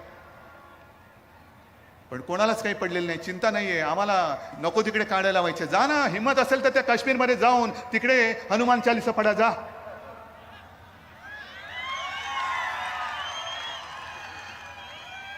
जा उगाच कुठेतरी जाऊन ते दुधाचा अभिषेक काय करताय? हनुमान चालीसा नाही पडलं तर हिंदुत्व नाही. अरे हे नामर्दाचं हिंदुत्व आमच्याकडे नाहीये. मर्द असाल तर काश्मीरी पंडितांची पहिली रक्षा करा. जा तिकडे, हिंमत असेल तर तिकडे जा. आणि मी वारंवार सांगितलेले ही शिवसेना म्हणे शिवसेना प्रमुखांची नाहीये, मग कोणाची? मी उद्धव ठाकरे म्हणून शून्य आहे, माझे बाळासाहेब हे नाव आहे म्हणून मी तुमच्या समोर आहे. उद्धव बाळासाहेब ठाकरे म्हणून तुम्ही माझ्यावरती प्रेम करता, म्हणून तुम्ही एवढे सगळे जण आज ही सभा माझे विचार ऐकायला तुम्ही आलात. उद्धव ठाकरे हा शूद्र आहे, पण त्या बाळासाहेबांनी जे आम्हाला हिंदुत्व शिकवलेलं आहे ते बरोबर आहे. त्याच्यावरनं आंदोलन सुरू झालं. आता काय सांगितलं बाळासाहेबांनी? मला देवळात घंटा बडवणारा हिंदू नको आहे, मला अतिरेक्यांना बडवणारा हिंदू पाहिजे. मग आज जे काय तुम्ही बसलेत, मला आठवते बाबरी मशिदीचं जेव्हा संपूर्ण ते आंदोलन चाललं होतं त्यावेळेला घोषणा काय होत्या? जो हिंदू हित की बात करेगा वही देश पर राज करेगा. करताय ना तुम्ही, तुमच्या मते हिंदू हिताची बात करताय ना, राज तर करताय. हिंदू हिताची बात कुठे? काय हिंदूंचं हित तुम्ही साधताय? बाबरी तुम्ही नाही पाडलीत, की कोणी पाडली माहिती नाही. बाबरी बांधण्याचा निर्णय हा शिवसेना ओरडून सांगत होती की विशेष कायदा करा आणि तिकडे राम मंदिर बांधा. नाही धाडस केलं तुम्ही, कोर्टातनं तो आदेश आला म्हणून ते राम मंदिर उभं राहतंय. आणि मग जनतेकडे झोळ्या पसरून पैसे मागून ते राम मंदिर उभं राहतंय. मग तुमचा हिंदुत्वासाठी नेमकी तुमची भूमिका तरी काय, कर्तृत्व तरी काय? मधल्या त्या सभेमध्ये मी जे बोललोच मी. याचं कारण हिंदुत्व. आज सुद्धा मी येताना होर्डिंग्स बघितली, हिंदुत्वाचा हुंकार ऐकायला या. काय हिंदुत्वाचा हुंकार म्हणजे काय नेमकं आहे? हिंदुत्व म्हणजे नेमकं काय? आमचं हिंदुत्व हे राष्ट्रीयत्व आहे, हे राष्ट्रीयत्व आहे. आणि आज जे काय घडतंय, आज जे काय झालेलं आहे, भारतीय जनता पक्षाने पहिले त्यांचे जे बेलगाम सुटलेले प्रवक्ते आहेत त्यांच्या डोक्यात जर का मेंदू असेल, त्या मेंदूमध्ये काहीतरी अक्कल घातली पाहिजे पहिली. काय वाटेल ते बोलतायत, विरोधी पक्षाच्या नेत्यावरती बोलतायत. अजूनही माझा एक सुद्धा प्रवक्ता त्या भाषेमध्ये बोललेला नाही, पण बोलणारच नाही अशी आशा करू नका. जर तुम्ही आमच्यावरती वेळी वाकडी टीका केली तर कदाचित उद्या आमचा संयम तुटला तर तुमच्याच भाषेत, तुमच्याच शब्दात, तुमच्या नेत्यांवरती सुद्धा आमचे प्रवक्ते टीका केल्याशिवाय राहणार नाही, नव्हे प्रत्येक शिवसैनिक केल्याशिवाय राहणार नाही. पण आपण असं मानतो नव्हे ते आहेच की महाराष्ट्र ही साधू संतांची भूमिका आहे. काहीतरी संस्कार, हा जो भगवा आहे तो नुसता काहीतरी फडकायला बरं म्हणून घेतलेला नाही, तो म्हणून शिवरायांनी आणि शिवसेना प्रमुखांनी आमच्या हातात नाही दिला. हा वारकऱ्यांचा भगवा आहे, हा छत्रपतींचा भगवा आहे, होय हा हिंदूंचा आणि हिंदुत्वाचा भगवा आहे. आणि त्या भगव्यापाठी जे काही विचार आहेत, जे संस्कार आहेत, ते जर का आमच्या धमन्यांमध्ये भिनणार नसतील तर नुसता भगवा फडकून काही उपयोग नाही. म्हणजे इकडे हनुमान चालीसा बोलायचं आणि तिकडे जाऊन पलीकडे जाऊन शिव्या द्यायच्या, हे हिंदुत्व नाहीये. पण आज ते जे प्रवक्ते बेलगाम बोलत सुटलेले आहेत, पहिली गोष्ट मला एकाने सांगायचं की इतकी वर्ष शिवसेना प्रमुखांचे तुम्ही विचार ऐकत आलात. आपल्यापैकी काही जण त्याही वेळेला होते, आजही आहेत, व्यासपीठावरती आहेत. कधीही शिवसेना प्रमुखांनी इस्लाम किंवा मुसलमानाचा मुसलमान म्हणून द्वेष करा, त्याला तोडा फोडा झोडा, हे आपल्याला सांगितले कधी? सांगूच शकत नाही. कारण शिवाजी महाराज की जय म्हटल्यानंतर जय छत्रपती शिवाजी महाराज, कुराण सापडल्यानंतर सुद्धा त्याचा मान ठेवत होते. ते संस्कार आमच्यावरती झालेले आहेत. आम्ही दुसऱ्या धर्माचा द्वेष करत नाही. अनेकदा शिवसेना प्रमुखांनी सांगितलेलं आहे की प्रत्येकाने आपला धर्म हा आपल्या घरात ठेवायचा आणि घराबाहेर जेव्हा आपण पाऊल टाकतो तेव्हा हा देश हाच माझा धर्म हे समजून बाहेर पाऊल टाकायचं. पण दुर्दैवाने म्हणा किंवा नाईलाजाने म्हणा, आम्ही ही भूमिका घेऊन बाहेर पडल्यानंतर जर कोणी त्याच्या धर्माचं वेळ घेऊन आमच्या अंगावरती आला तर मात्र आम्ही या देशातले कडवट हिंदू म्हणून, देशाभिमानी हिंदू म्हणून त्याच्या अंगावर गेल्याशिवाय राहणार नाही. पण आज एका भाजपच्या कोणत्या तरी प्रवक्त्याने त्या प्रेषिताचा अपमान केला. काय संबंध, काय तुमचा संबंध काय? आपल्या देवदेवतांचा अपमान कोणी करायचा नाही, तसंच त्यांच्याही करण्याची तुम्हाला काही गरज नाहीये. पण तो अपमान केल्यानंतर सगळे मिडल ईस्ट, अरब देश एकत्र झाले आणि त्यांनी आपल्या देशाला गुडघ्यावरती आणलं, माफी मागायला लावली. पंतप्रधान होय, राजकारणात वेगळं, राजकीय मतभेद असतील, मतभिन्नता असतील, नव्हे ते आहे, पण शेवटी माझ्या देशाचे पंतप्रधान आहेत, आपल्या देशाचे पंतप्रधान आहेत, त्यांचा फोटो कचरा कुंडीवरती लावला जातो आणि हे आम्ही नुसतं बघत बसायचं. कोणामुळे ही परिस्थिती आली? भारताने माफी मागायची, आपल्या हिंदुस्थानने माफी मागायची. काय देशाने काय केलंय? गुन्हा केलाय तो भाजपाने केलेला आहे. गुन्हा केलाय तो भाजपाच्या तीनपाट प्रवक्त्यांनी केलेला आहे. भाजपचा प्रवक्ता म्हणजे देशाचा प्रवक्ता होऊ शकत नाही. भाजपची भूमिका ही देशाची भूमिका होऊ शकत नाही. तुम्ही तुमच्या भूमिकेने जा पुढे. जनता पसरलेली इकडे, जनतेवरती न्याय निवडा सोपवा. तुम्हाला काय निवडायचं ते निवडा. आणि आज मी तुम्हाला जाहीररित्या विचारतोय की ते ज्या भाजपच्या टीनपाट, होय मी मुद्दामून शब्द वापरतो, टीनपाट प्रवक्त्यामुळे आपल्या देशावरती नामुष्की ओढवलेली आहे, हे तुम्हाला मान्य आहे का? हे तुम्हाला मान्य आहे? आपल्या देशाच्या पंतप्रधानांचा फोटो कचरा कुंडीवरती लावण्यात आला या एका व्यक्तीमुळे, हे तुम्हाला पटतंय? या अशा पद्धतीने तुम्ही जाणार असाल आणि तुमच्या मागे आम्ही फरफटत यावं, ही तुमची जर का भूमिका असेल तर सोडून द्या. हे कदापि होणं शक्य नाहीये. मी राष्ट्रीय स्वयंसेवक संघाबद्दल जे बोलत होतो की गेल्या सभेमध्ये मी बोललो की भारतीय जनता पक्षाने मध्ये एक सभा घेतली होती आणि सभेमध्ये सगळे भगवे टोप्या घालून आले होते. भगव्या टोप्या कशाला? आम्ही हिंदू आहोत. का रे, तुझ्या वागणुकीत कळत नाही तू हिंदू आहेस का? भगवी टोपी घालून काय नमाज पडतोस की काय? भगवी टोपी घातली म्हणजे हिंदू होत नाही. टोपीमध्ये हिंदुत्व नसतं, डोक्यामध्ये हिंदुत्व असतं. आणि जर भगव्या टोपीत हिंदुत्व असेल तर संघ काळी टोपी का घालते? लोकांनी म्हटलं तुम्ही संघावरती का टीका केली? म्हटलं मी संघावरती टीका नाही केली, पण संघ त्यांची मातृसंस्था आहे. त्यांनी बघा ना आपल्या कार्टिकाची वायत झाली ती. जे काय तुम्ही शिकवत आहात ते तुमची कार्टी समजून घेत नसतील आणि वाह्यातासारखं वागत असतील तर कानाखाली वाजवायची की नाही हा अधिकार त्यांच्या मातृसंस्थेला आहे. आणि आज सुद्धा मोहन भागवतांनी जी एक भूमिका घेतलेली आहे, खरोखर चांगली भूमिका आहे की प्रत्येक मशिदीखाली शिवलिंग शोधण्याची गरज नाही. इतिहास कोणी पुसू शकत नाही. बरं वाटलं का? बरं वाटलं की आता आपण एका नाजूक परिस्थितीतून चाललेलो आहोत. करोनाने तर सगळा हाहाकार केलेलाच आहे. पुन्हा डोकं वर काढतोय की काय अशी भीती आहे. पण अर्थ गाडं जे आपल्या रुळावरनं घसरलेलं आहे, नोकऱ्या गेलेल्या आहेत, शिक्षणाचा बट्ट्याबोळ झालेला आहेत, कारण लॉकडाऊन होता. पर्याय काय होता दुसरा? गुंतवणूकदार येत आहेत. आता सुद्धा मी अभिमानाने सांगेन, सुभाष देसाईजींनी सांगितलं असेल, गेल्या आठवड्यात जे गेले होते डावोसला, दुसऱ्या कोणत्याही राज्याच्या पवेलियन समोर नव्हती एवढी गर्दी आपल्या महाराष्ट्राच्या पवेलियनमध्ये होती. ऊर्जा आणि उद्योग या 2 खात्यांनी मिळून 80,000 कोटीचे सामंजस्य करार केलेले आहेत. गेल्या 2 वर्षात काही लाख कोटीचे सामंजस्य करार जे आपण केलेले आहेत त्यातले बरेचसे सामंजस्य करार हे कागदावरून आता जमिनीवरती उतरायला लागलेले आहेत. मग रोजीरोटी द्यायला पाहिजे, शिक्षण द्यायला पाहिजे. पंतप्रधान जे बोलले, पंतप्रधानांनी सुद्धा चांगलं सांगितलं. त्यांनी त्यांच्या कार्यकर्त्यांना मार्गदर्शन करताना सांगितलं की आपल्या देशामध्ये विरोधी पक्ष हा मूळ मुद्द्यांना बगल देऊन भलत्याच मुद्द्यावरती बोलतो आहे. म्हटलं बरोबर आहे, पण माननीय पंतप्रधानांना कदाचित जाणीव नसेल की महाराष्ट्रामध्ये विरोधी पक्ष हा भारतीय जनता पक्ष आहे. आणि भारतीय जनता पक्ष हे सगळं काही नीट चाललं असताना कुठेतरी कोणाला तरी सुपारी देते, मग कोणाचा तरी भोंगामध्ये वाजतो, कोणाला तरी हनुमान चालीसामध्ये सुटतं, कोणतरी कुठे थडगावती जाऊन डोकं टेकतं. म्हणजे सगळं व्यवस्थित चाललेलं आहे. इकडे सुद्धा काही मुसलमान शिवसैनिक आले असतील ना, आले असतील. आहात ना रे इकडे? का तुम्ही शिवसेनेत? का तुम्हाला माहित नाही हिंदुत्ववादी शिवसेना आहे? पण त्यांना कळलेलं आहे की हिंदुत्व शिवसेनेचं कसं आहे. जो एक उल्लेख मी 2-3 वर्षापूर्वीच्या दसरा मेळाव्यात केला होता ते मुद्दामून सांगतो. हिंदुत्व शिवसेनेचं कसं आहे हे पुन्हा एकदा सांगतो. जास्त पाठी जाण्याची गरज नाही. आज जे काश्मीरमध्ये चाललेलं आहे, प्रत्येक काश्मीरी पंडिताची टिपून टिपून हत्या होते आहे. असाच एक सैनिक होता.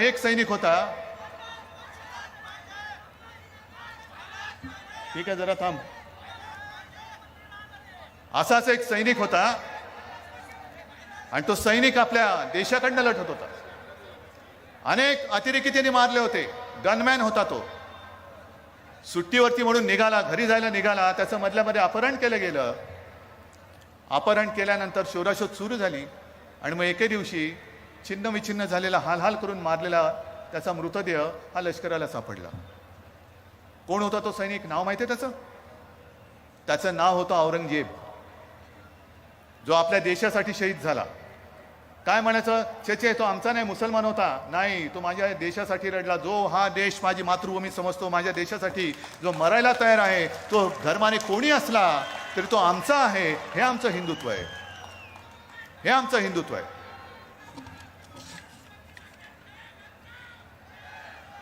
आणि हे असं हिंदुत्व आम्ही घेऊन पुढे जात असताना जी कामं आपण केलेली आहेत, इकडे बसलेत संभाजीनगरचे आहेत, मराठवाड्याचे आमदार आहेत, सगळे नेते आहेत. जी विकास कामं आपण करतो आहोत, मुंबई ते नागपूर हिंदू हृदय सम्राट शिवसेना प्रमुख बाळासाहेब ठाकरे समृद्धी महामार्ग हा येत्या काही दिवसात बराचसा या संभाजीनगरपर्यंत पूर्ण होईल. पण मुद्दामून तुम्हाला सांगतो की ह्या महामार्गाचा आणखीन एक वळसा आपण जालनापासून नांदेडपर्यंत नेतो आहोत. सगळे जोडतो, सगळे जवळ या. परभणी आणि धाराशिव किती वर्षापासून वैद्यकीय महाविद्यालयाची मागणी होती ओमराजे? 93 पासून तिला मान्यता दिलेली आहे. घृष्णेश्वर मंदिर आहे, त्याचा सभामंडप नवीन करतो आहे. एवढंच नाही तर हळूहळू जसं जमत जाईल तसं आपल्या राज्यातल्या प्रत्येक पुरातन मंदिराचं संवर्धन करण्याचं महाविकास आघाडीच्या सरकारने ठरवलेलं आहे. गडकिल्ल्यांचं जतन करतोय, त्यांचं संवर्धन करतोय. संभाजीनगरमध्ये आपण संत विद्यापीठ त्याची सुरुवात झालेली आहे, त्याचा अभ्यासक्रम ठरतोय. काय हे हिंदुत्व नाहीये? हे सगळे जे काय आम्ही करतोय, मंदिरांचं जतन करतोय, गडकिल्ल्यांचं जतन करतोय, संत विद्यापीठ, कधीतरी तुमच्या डोळक्यामध्ये असं विद्यापीठ स्थापन करण्याची कल्पना शिवली तरी होती?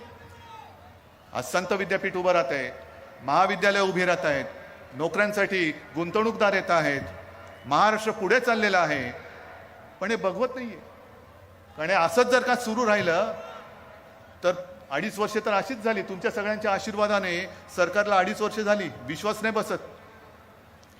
रोज ज्यांच्या स्वप्नामध्ये उद्या सरकार पडणार, परवा सरकार पडणार आणि सरकार पडल्यानंतर मीच पुन्हा येणार, हे जे होतं त्यांना ते चिमटे काढून बघतायत की अरे 2.5 वर्ष झाली, ज्याला प्रशासनाचा काडीचा अनुभव नव्हता असा माणूस हा मुख्यमंत्री म्हणून बसलाय आणि बिनबोभाट नाही तर विकासाच्या दिशेने पुढे सरकवणारी, महाराष्ट्राला पुढे नेणारी ही 2.5 वर्ष झालेली आहे. पण मला तुम्हाला सगळ्यांना त्याच्यासाठी खास धन्यवाद द्यायचा आहे. कारण ही वाटचाल ही सोपी नव्हती आणि पुढची वाटचाल सुद्धा सोपी नाहीये. पण केवळ आणि केवळ तुमचं प्रेम, तुमचा आशीर्वाद आणि त्याहीपेक्षा मोठा तुमचा विश्वास. नाहीतर महाराष्ट्राचं मुख्यमंत्रीपद सांभाळणं तेही काँग्रेस आणि राष्ट्रवादी सोबत, म्हणजे इतके वर्ष ज्यांच्या बरोबर आपण लढत होतो, आणि हे मी मागे सांगितलेले 25-30 वर्ष ज्यांना मित्र म्हणून आपण मांडीवरती बसलो होतं, तो आपल्या उरावरती नाचायला बघायला लागला. आणि ज्यांच्याबरोबर भांडत होतो त्यांनी आपल्याला मान सन्मान देऊन सरकारमध्ये महाराष्ट्राचा विकास करून घेण्याची आणि देण्याची ही संधी आणि साथ दिलेली आहे. म्हणजे जो मित्र होता तो एवढा हाडवैरी झालेला आहे आणि जे वैरी होते ते मित्र झालेले आहेत. मला नेमकं हेच कळत नाही की भारतीय जनता पक्ष जेव्हा, म्हणजे हे तर आपल्याला सर्वांना कल्पना आहे की एक जमाना असा होता की देशाच्या संपूर्ण कानाकोपऱ्यामध्ये शिवसेना आणि भारतीय जनता पक्ष हे राजकारणामध्ये अस्पृश्य होते. अस्पृश्य कोणी जवळ यायला तयार नव्हते. का? तुम्ही हिंदुत्ववादी आहात, तुम्ही हिंदुत्ववादी आहात. मुख्यमंत्रीपद, पंतप्रधानपद, साधं महापौरपद मिळालं तरी आपल्याला काय बाजी मारल्यासारखं वाटत होतं, कारण हिंदुत्वाच्या वरती आधारावरती जिंकलेली ती निवडणूक असायची. पण 25-30 वर्ष कठीण काळ होता तेव्हा तुम्ही आमचा उपयोग करून घेतलात. आणि जेव्हा तुमच्या स्वतःचं सरकार आल्यानंतर हीच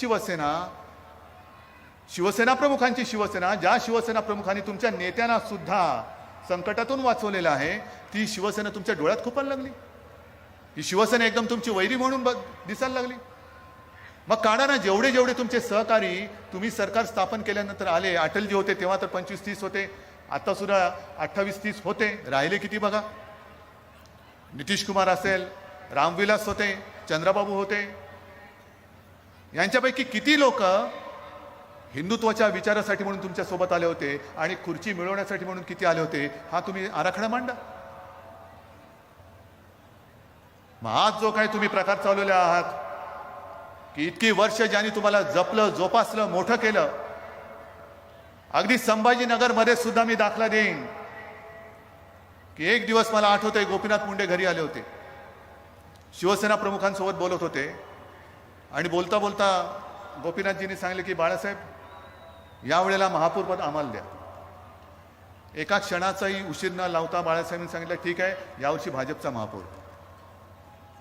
बाळासाहेब तरी कागदावरती आकडेमोड करत नव्हते. नाही नाही नाही नाही, तुझे नगरसेवक किती, माझे नगरसेवक किती, ह्याचे नगरसेवक किती, मतदान करणार, अपक्ष काय करणार.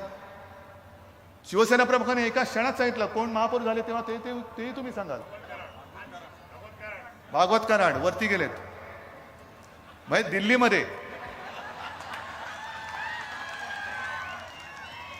दिल्लीमध्ये गेलेत मंत्री म्हणून, गेलेत की नाही. हा, मग असं सांगा ना, लोकांचा गैरसमज नका करू.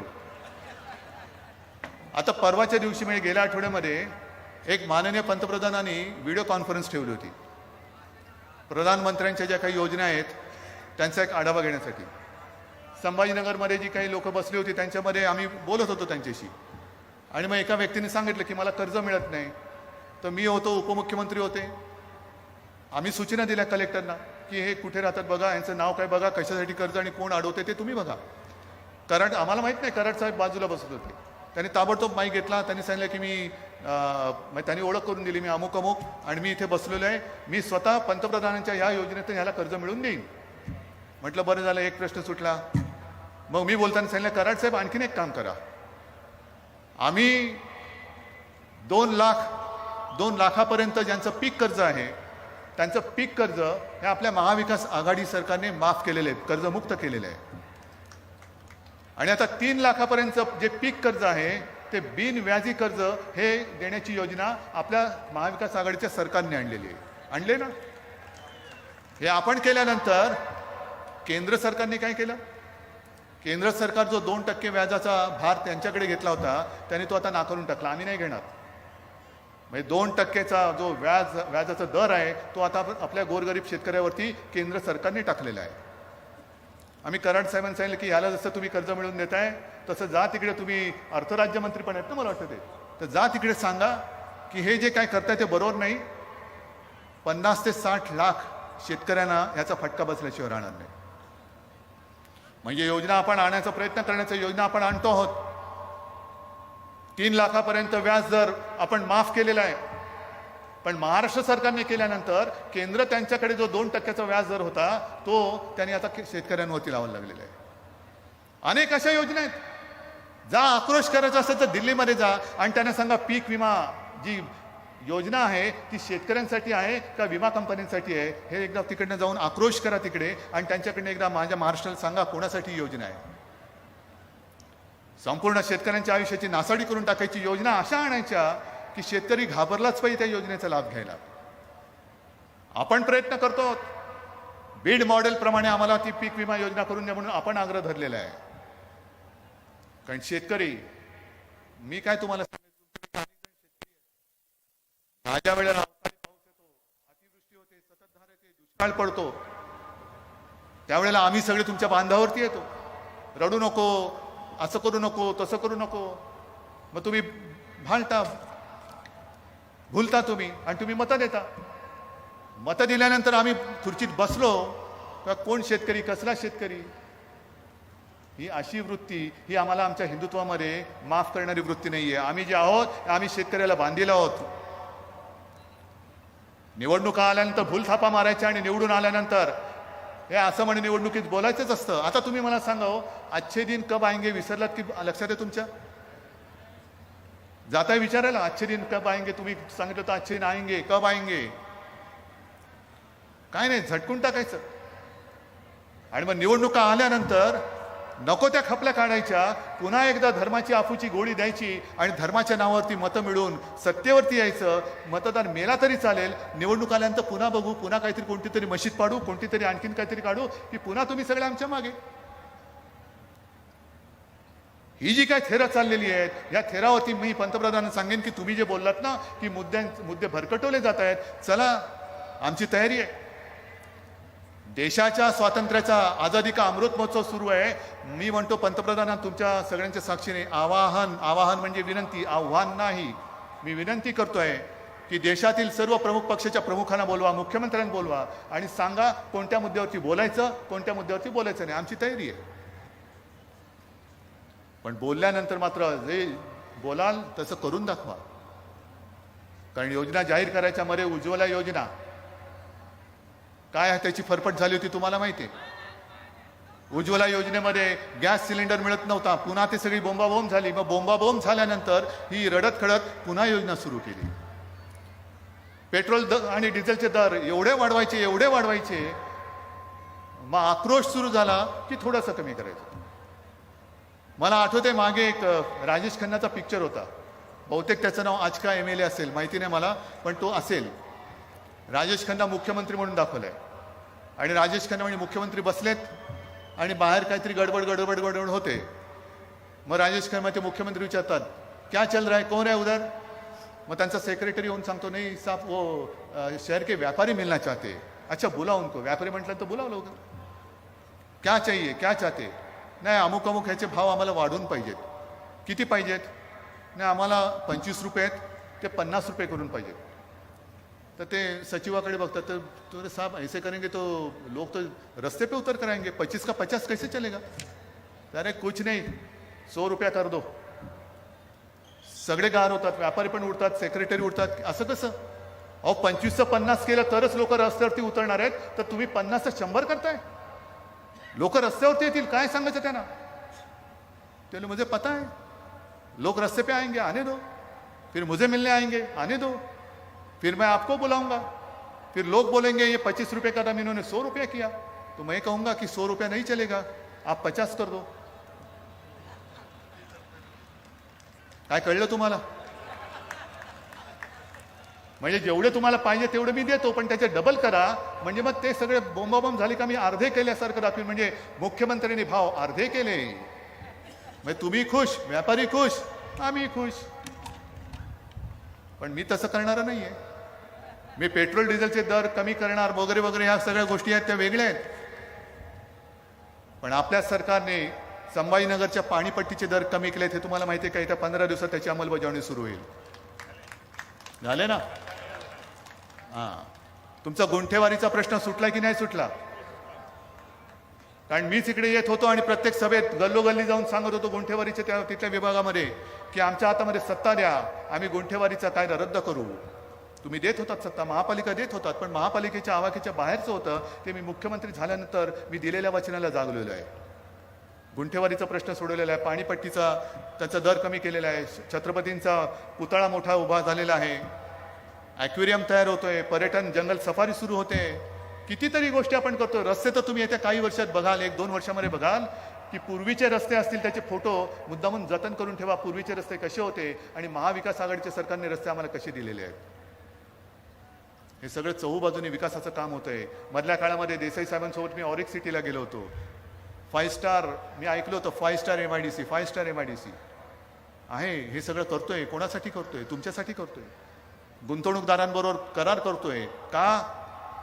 तर माझ्या महाराष्ट्रातल्या मुला मुलींना नोकरीसाठी घर सोडून इतर राज्यात वणवण फिरण्याची वेळ येऊ द्यायची नाही, हे ठरवून आम्ही काम करतो आहोत. हे ठरवून काम करतो आहोत. अनेक गुंतवणूकदार येत आहेत, पण ते येऊ नये म्हणून भारतीय जनता पक्षाचा जो आक्रोश चाललेला आहे, महाराष्ट्रामध्ये वाट लागलेली आहे, कायदा सुव्यवस्था मेलेली आहे, रोज काही ना काहीतरी होतं आहे. मध्ये त्यांनी काय काढलेलं की अफू गांजाचं पेव फुटलेलं आहे आणि मग हे कमी पडते कारण सरकार पडत नाही. मग कोणाच्या मागे ED लाव, कोणाच्या मागे CBI लावा, जरूर लावा.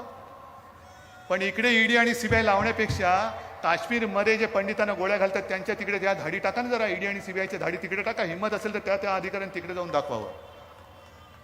जा तिकडे. पण संताप कुठे येतो, चीड कुठे येते की काश्मीरमध्ये जे पंडित भयभीत होऊन आता एकत्र होत आहेत आणि घर सोडतायत, कोणी एक मायेचा पूत त्यांच्या बाजूने बोलायला तयार नाही. सगळे प्रवक्ते तोंडात बोळे कोंबून हे गप्प बसलेले आहेत. एका तरी प्रवक्त्याने भाजपच्या या विषयावरती कधीतरी दातखिळी उचकटली त्याची. मग शिवसेना प्रमुखांचा पुत्र होय महाराष्ट्राचा मुख्यमंत्री म्हणून मी त्यांना सांगितलेलं आहे, तुम्हाला जे जे लागेल, जे जे आम्हाला करता येणे शक्य आहे ते आम्ही तुमच्यासाठी केल्याशिवाय राहणार नाही. हे माझं वचन आहे तुम्हाला. कोण आहेत ही लोक? काय पाकिस्तानातून येत आहे? इथे येऊन बांगलादेशी राहू शकतात, तर माझ्याच देशातले काश्मीरी पंडित आणि काश्मीरचे नागरिक हे जर देशभर येणार असतील, पहिले येण्याची वेळ काय येते? कोणाचं ते अपयश आहे? हेच जर का केंद्रामध्ये दुसऱ्या कोणाचं सरकार असतं आणि भारतीय जनता पक्ष विरोधी पक्षात असता तर भारतीय जनता पक्षाने काय केलं असतं? मला आठवत आहे ते दिवस. कुठेही अतिरेक्यांचा हल्ला झाल्यानंतर शिवसेना आणि भारतीय जनता पक्ष भारत बंद करत होती, महाराष्ट्र बंद करत होता. आपण तिरीमिरीने रस्त्यावरती उतरत होतो. काय कुठे काश्मीर, कुठे काय, पण आपण बंद करत होतो. ती एकजूट होती, ती हिंदुत्वाची एकजूट होती. आणि त्या मुठीमध्येच जो भगवा आम्ही तेव्हा पकडलाय तो आज सुद्धा फडकतोय. पण आज बंद नाही, काही नाही. महागाई वाढते, वाढू द्या, त्याच्याबद्दल कोणी ब्र काढायला तयार नाही. आणखीन एक आठवण मुद्दा म्हणून सांगतो की असाच एकदा भारतीय जनता पक्षाने भारत बंदचा नारा दिला. भारत बंद. आपण साहजिकच आहे, शिवसेना सोबत होती आणि शिवसेनेशिवाय भाजपामध्ये काय ताकद नाही बंद बिंद करण्याची, अजिबात नाहीये. पण नेमकं त्यावेळेला जो दिवस त्यांनी निवडला होता तो गणपतीच्या आगमनाचा दिवस होता. 1.5 दिवसाचे गणपती असतात, 5 दिवसाचे, 7 दिवसाचे, 10 दिवसाचे वगैरे असतात. पण गणपतीचा पहिला दिवस करायचं काय? महागाई विरुद्ध आंदोलन तर करायचंय, बंद तर करायचंय, पण गणपती आहे. शिवसेना प्रमुखांना मी विचारलं, साहेबांनी सांगितलं अजिबात नाही करायचं.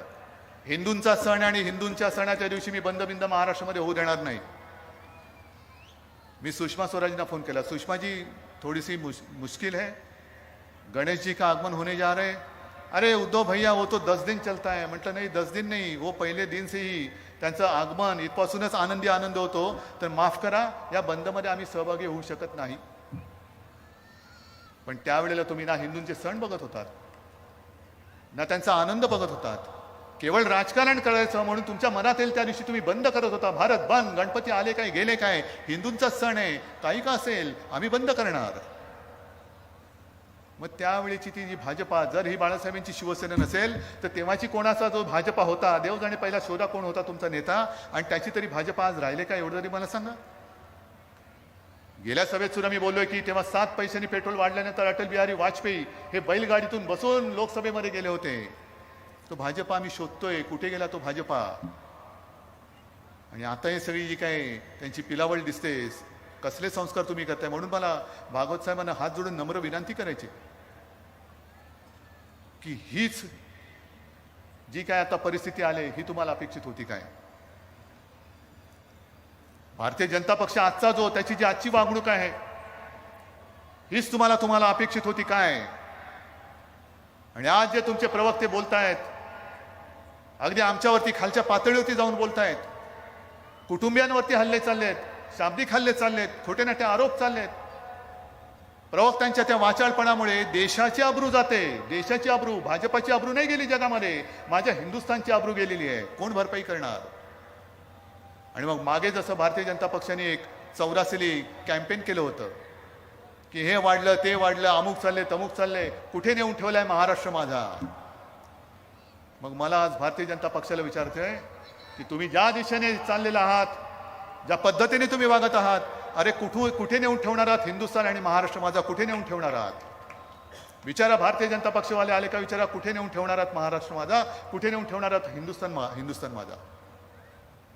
आणि ज्या पद्धतीने तुम्ही हल्ले करता, तुम्ही हिंदुत्वाला बदनाम करताय, शिवसेना बदनाम होऊ शकत नाही. कारण प्रत्येक वेळेला आपत्ती असो किंवा काही असो, रक्तदान करायचं असेल तर शिवसैनिकाच्या रांगा लागतात, तुमच्या कार्यकर्त्यांचे राहू शकत नाही. ही शिवसेना आणि हा शिवसैनिक तळागाळामध्ये पोचलेला आहे. तळागाळामध्ये आपत्ती असो किंवा काही असो, पहिला धावून जातो तो शिवसैनिक. म्हणून तुम्ही किती जोर बैठका काढा, शिवसेना एवढी पाळमुळं खोलवर गेलेली आहे, किती उपटू म्हटला तरी तुमच्या पिढ्या उपटून बाजूला पडतील, पण शिवसेनेचे विचार उखडले जाणार नाहीत. आणि या पद्धतीने आपण जातो आहोत. म्हणून हिंदुत्व म्हणजे काय आहे? रामाची भक्ती तर आहेच, राम भक्त आम्ही आहोतच. तो एक बघितलं ना, कोण कुठला शिवसैनिक काय त्याला माझ्याबद्दल वाटलं, श्रीराम श्रीराम श्रीराम करत आला, आता सुद्धा तो माझ्या समोर आला नसता आला, तो लिहित बसला असता. पण हे सगळ्यांचे असे आशीर्वाद, अशी प्रेम, हे सगळं मिळतंय म्हणून मी तुमच्या समोर येऊ शकतो,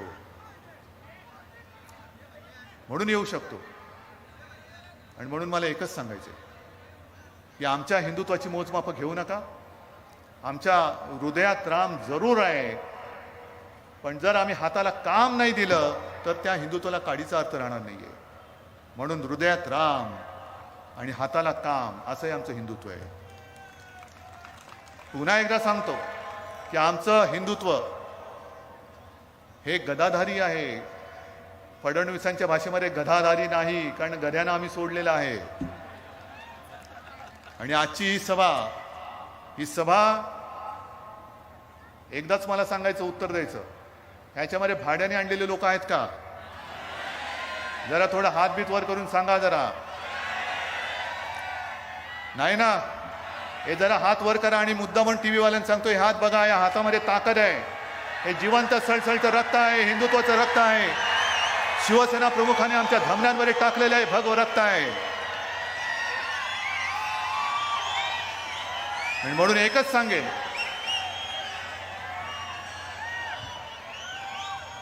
सांगेन की एक तर आमच्या अंगावर येण्याचा प्रयत्न करू नका, कारण आमचे हे सगळे जे हात आहेत हे ढेकणं चिरडण्यासाठी नाही आहेत, तर हिंदुत्वाचं रक्षण करणारे आमचे हात आहेत. जो या देशासाठी मरायला तयार आहे, जो या देशासाठीच जगायला तयार आहे, तो आमचा आहे, आणि त्यांचं रक्षण करणं हे आमचं काम आहे. आणि असं आमचं हिंदुत्व आहे. आपण सगळेजण इथे आलात, मी खरंच सांगतो की तुमच्या दर्शनाने माझ्यामध्ये 100 नव्हे तर 1,00,000 हत्तींचं बळ आलेलं आहे. आपले आशीर्वाद, आपलं प्रेम हे असंच कायम ठेवा, एवढीच एक नम्र विनंती करतो. जय हिंद, जय महाराष्ट्र. सगळ्यांनी उभं राहून राष्ट्रगीताने या